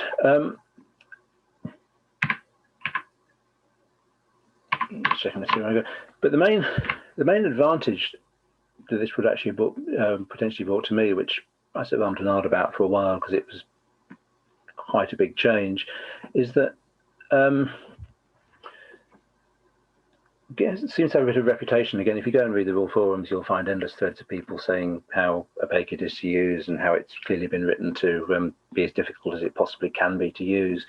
And the answer is yes, it sort of is. I think it's probably a fairly deserved reputation, but principally because it handles all the stuff that things like Subversion just give up on and run away from because they can't really understand it and cope with it. But the main advantage is you can actually have multiple copies of your repository, so it's not fixed to just the thing on my NAS downstairs. So I can have my own copy in the house, and I still do. But I can also, now I've moved all my files across into Git, I can actually sit up on the site like GitHub or GitLab with basically minimal effort from my point of view. So I've done it basically, and I completed that in time for the London show a couple of weeks ago. I think I actually got the final files up on the Sunday after the show, so I just missed it by about 12 hours. From the point of view of end users, it makes absolutely no difference at all. Or at least you might think it does, because you're not downloading the source code, you're not playing with it, you're not actually developing it or working with it yourselves. But it now allows much easier access to anyone who is interested in the code. And if you are just an end user, the big advantage is that the source code is actually out there and relatively secure, because it also solves my offsite backup problem as well. So I think the main driver to doing it was to just provide a certain amount of security to the software and make it, that it was all open source and so on, give it a bit of continuity to it. And I guess it's something that perhaps all of us as software users as well perhaps should start thinking about a little bit, maybe questions perhaps to ask developers. If there's a bit of software you use regularly that is free but isn't open source, or the source code is not out there, maybe ask the developer, is it something they're planning to do? Because if the code's released, if it's available, if it's open source, it can always be picked up and it can always be worked on, and it can always be maintained in the future, even if the developer's no longer interested or has lost their RISC-PC that they last turned on 10 years ago, 3 house moves previously or whatever, because the source code's out there and protected and available and people can get hold of it. If people are releasing free software and not publishing the code, then that isn't the case. And if they lose interest and they lose the RISC-PC, they've lost the software and that's it gone. So I guess really it was a bit of an arm-wavy talk. It's really just trying to explain my thought processes going through how I got to where I got to, but also, for people, if you're using software, it's certainly worth something to think about. If you get the chance to download the source code, even if you don't plan to use it, do so, because at least you've got a copy then and you can pass it on. And if your favorite bit of software is being developed but isn't open source yet, but is free and freely available, maybe talk to the developer, ask them if there's anything that could be done about it, because the problem of viscose software disappearing isn't going to go away, and as we progress onto new hardware and potentially have to start making that move to 64-bit, then we're going to need all the help we can get to bring stuff with us. So yeah, it's a bit of a waffly talk, but hopefully there's a bit of interest there, and if nothing else, maybe perhaps it's just something to think about when downloading new bits of software off the internet to play with.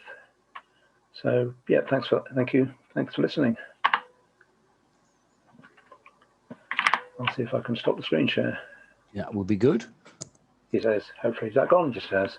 Yes. Good. Remind me what Git stands for. I don't think it does.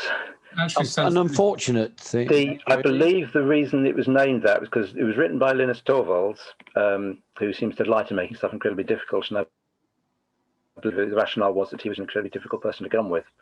I've heard it said that originally Linux used a proprietary system for source code, and it was available free for open source projects, but it was proprietary software. And somebody else that was involved with Linux started trying to reverse engineer it. And so the firm that provided this software pulled the license.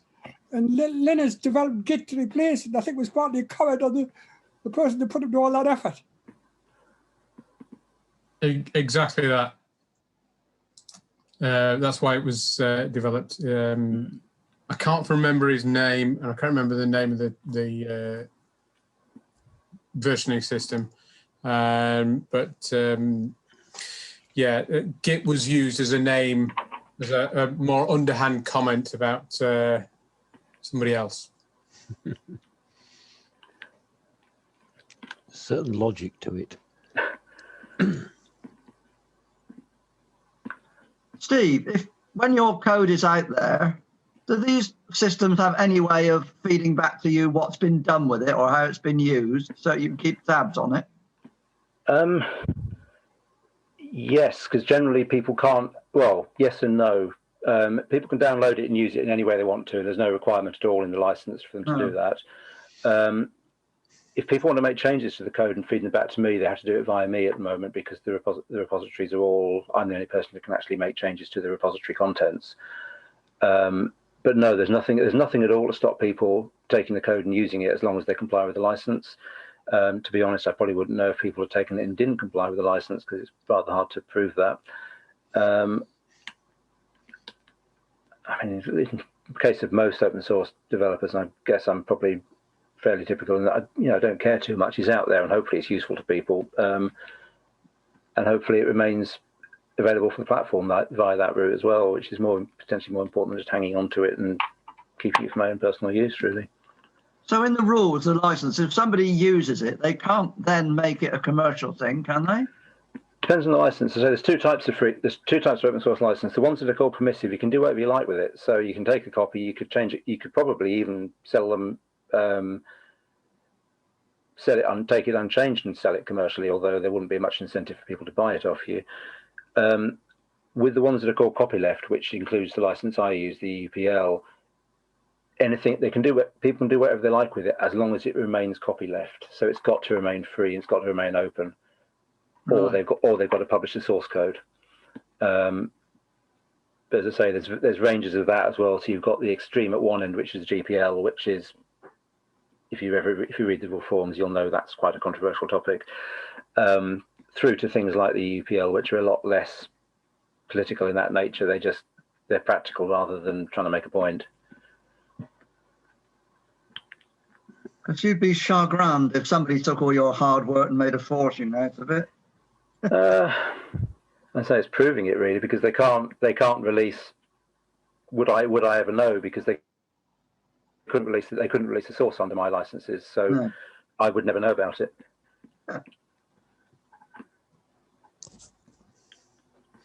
Yeah, Steve, you mentioned the people either losing interest in developing software or their PC dying with the source code on. Can you think of any examples of the software that got away? That we've lost? Yeah.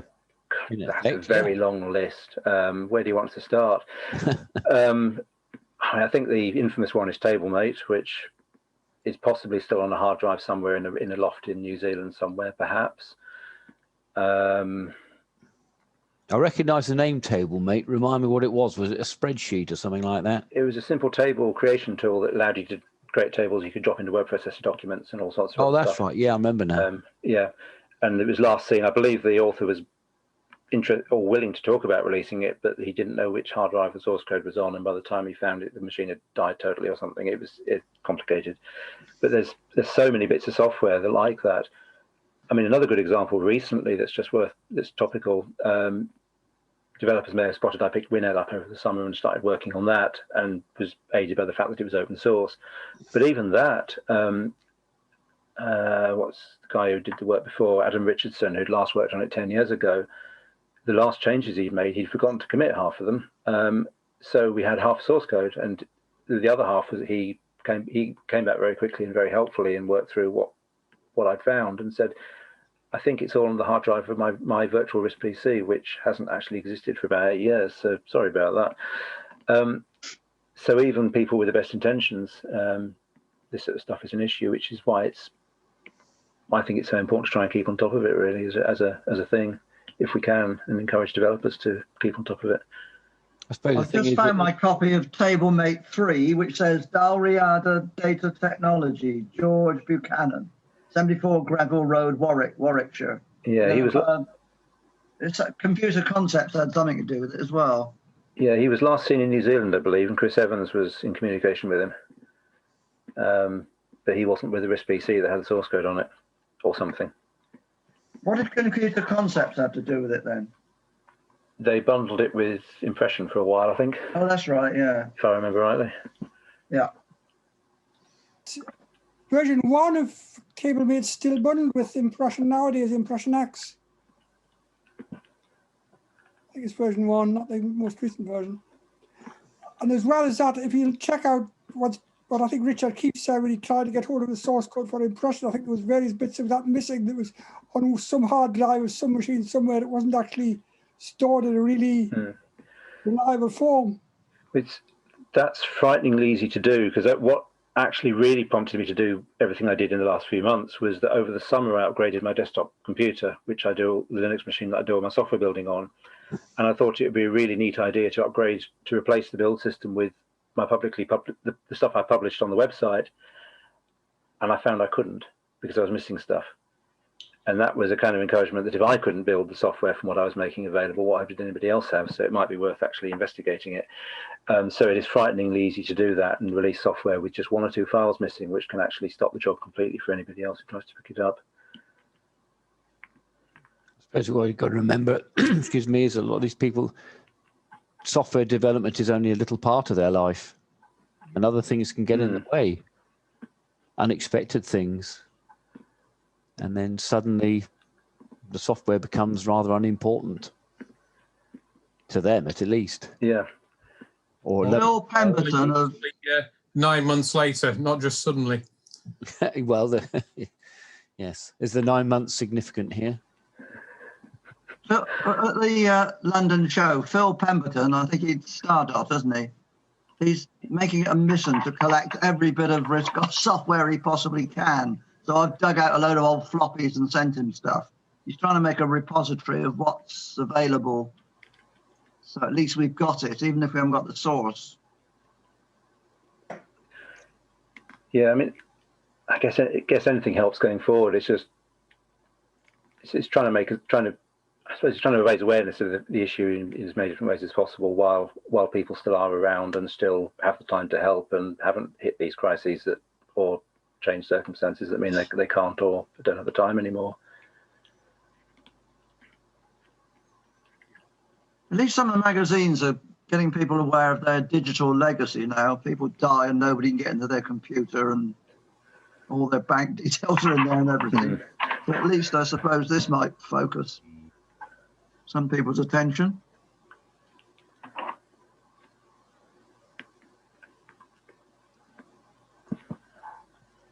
Oh, I've forgotten about the digital legacy business. Yes. We're going to have to write this stuff into our wills in future or something. Yeah. What does everybody do for that sort of thing? So, I mean, I upload bits and pieces into Google Drive and AWS, and I encrypt everything and then keep the keys in a KeyPass file, and the password for that KeyPass file is, so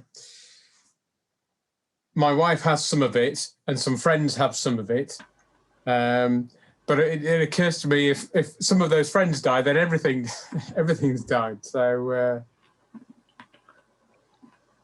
yeah, how do people deal with that? Deal with those sorts of things? Yeah, my executors have passwords, which in theory would enable them to find what they need to know. In theory, as long as they don't lose the password, and they have to keep it somewhere secure. And if they lose that, well,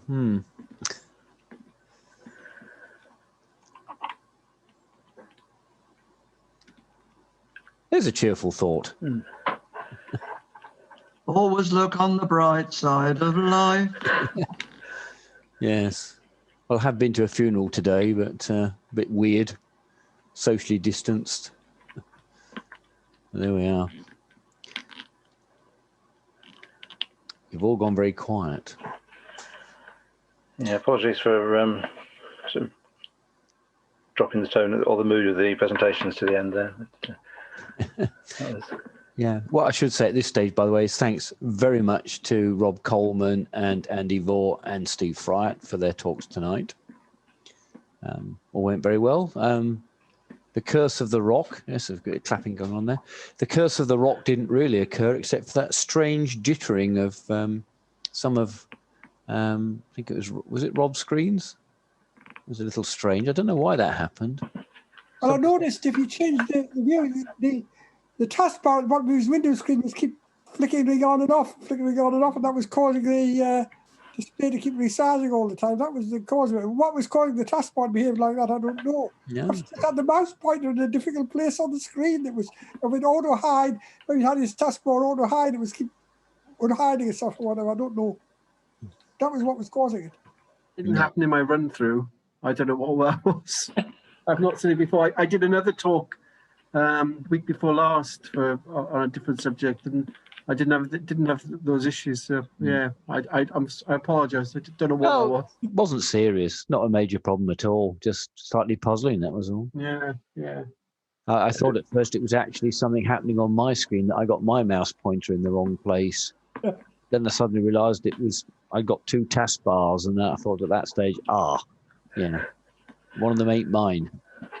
Rick, can I ask a question? You can. Rick, just that I don't know whether you've got your chat window open or whether anybody has. I put a couple of suggestions on it. You have. I'm just curious to know whether actually it gets around or is never seen. I just read it. Yes, good idea. Three things on there. One from me, one from Rob Speed, and one from Bernard, I think. Yeah. Is there any missing? Two messages from Bernard, actually. Are there two? One after the other, all joined together. All joined together, okay. One about like a topic for WROCC about legacy. Oh, yeah, okay. It just appears as one message here. I've just sent Phil Pemberton's email if anybody wants to send him some software for his collection. I'm sorry, Chris, what did you say? I've just sent Phil Pemberton's email if anybody wants to send him software for his collection. Is that? Oh, he's doing software preservation, yeah. Yeah. He talked about that at the London show, if I recall. Yeah. I don't actually see that at the moment. Is that on the chat, did you say? Don't see it here. Anybody else see it? It says I have it. Rick, I have his details. I'll pass them on to you. Well, you don't need to pass them on to me, do you? It's not. Yeah, it's not come through in the chat. Press return. That should do it, shouldn't it? Why does it say privately? Oh, you can send it to one person privately. Sorry, I thought you meant to everyone. Yeah. Well, I thought I was sending it to everybody. I've got a copy of it here, so I think it ended up with me. Oh, right. Yeah, it's probably defaulted to... oh, sorry. Do you want me to send it again or what? You can do, yeah. Yeah, go for it, yeah. Just send it for everyone. Yeah. Can I do copy and paste? Yes, I got one from Chris to me privately. Otherwise, say it's privately in red as if it's really a bit naughty. How do I change privately to all then? There should be a little drop down. Two. In the two field, there should be a name and then a little drop down arrow. Oh, yeah, got it. Right, I'll try that again. Yay, success. Isn't technology wonderful? Yeah, the users aren't always, in my case anyway. Oh, dear. No, it isn't. Depends whether it does my bidding or just hinders it. does both in equal measure.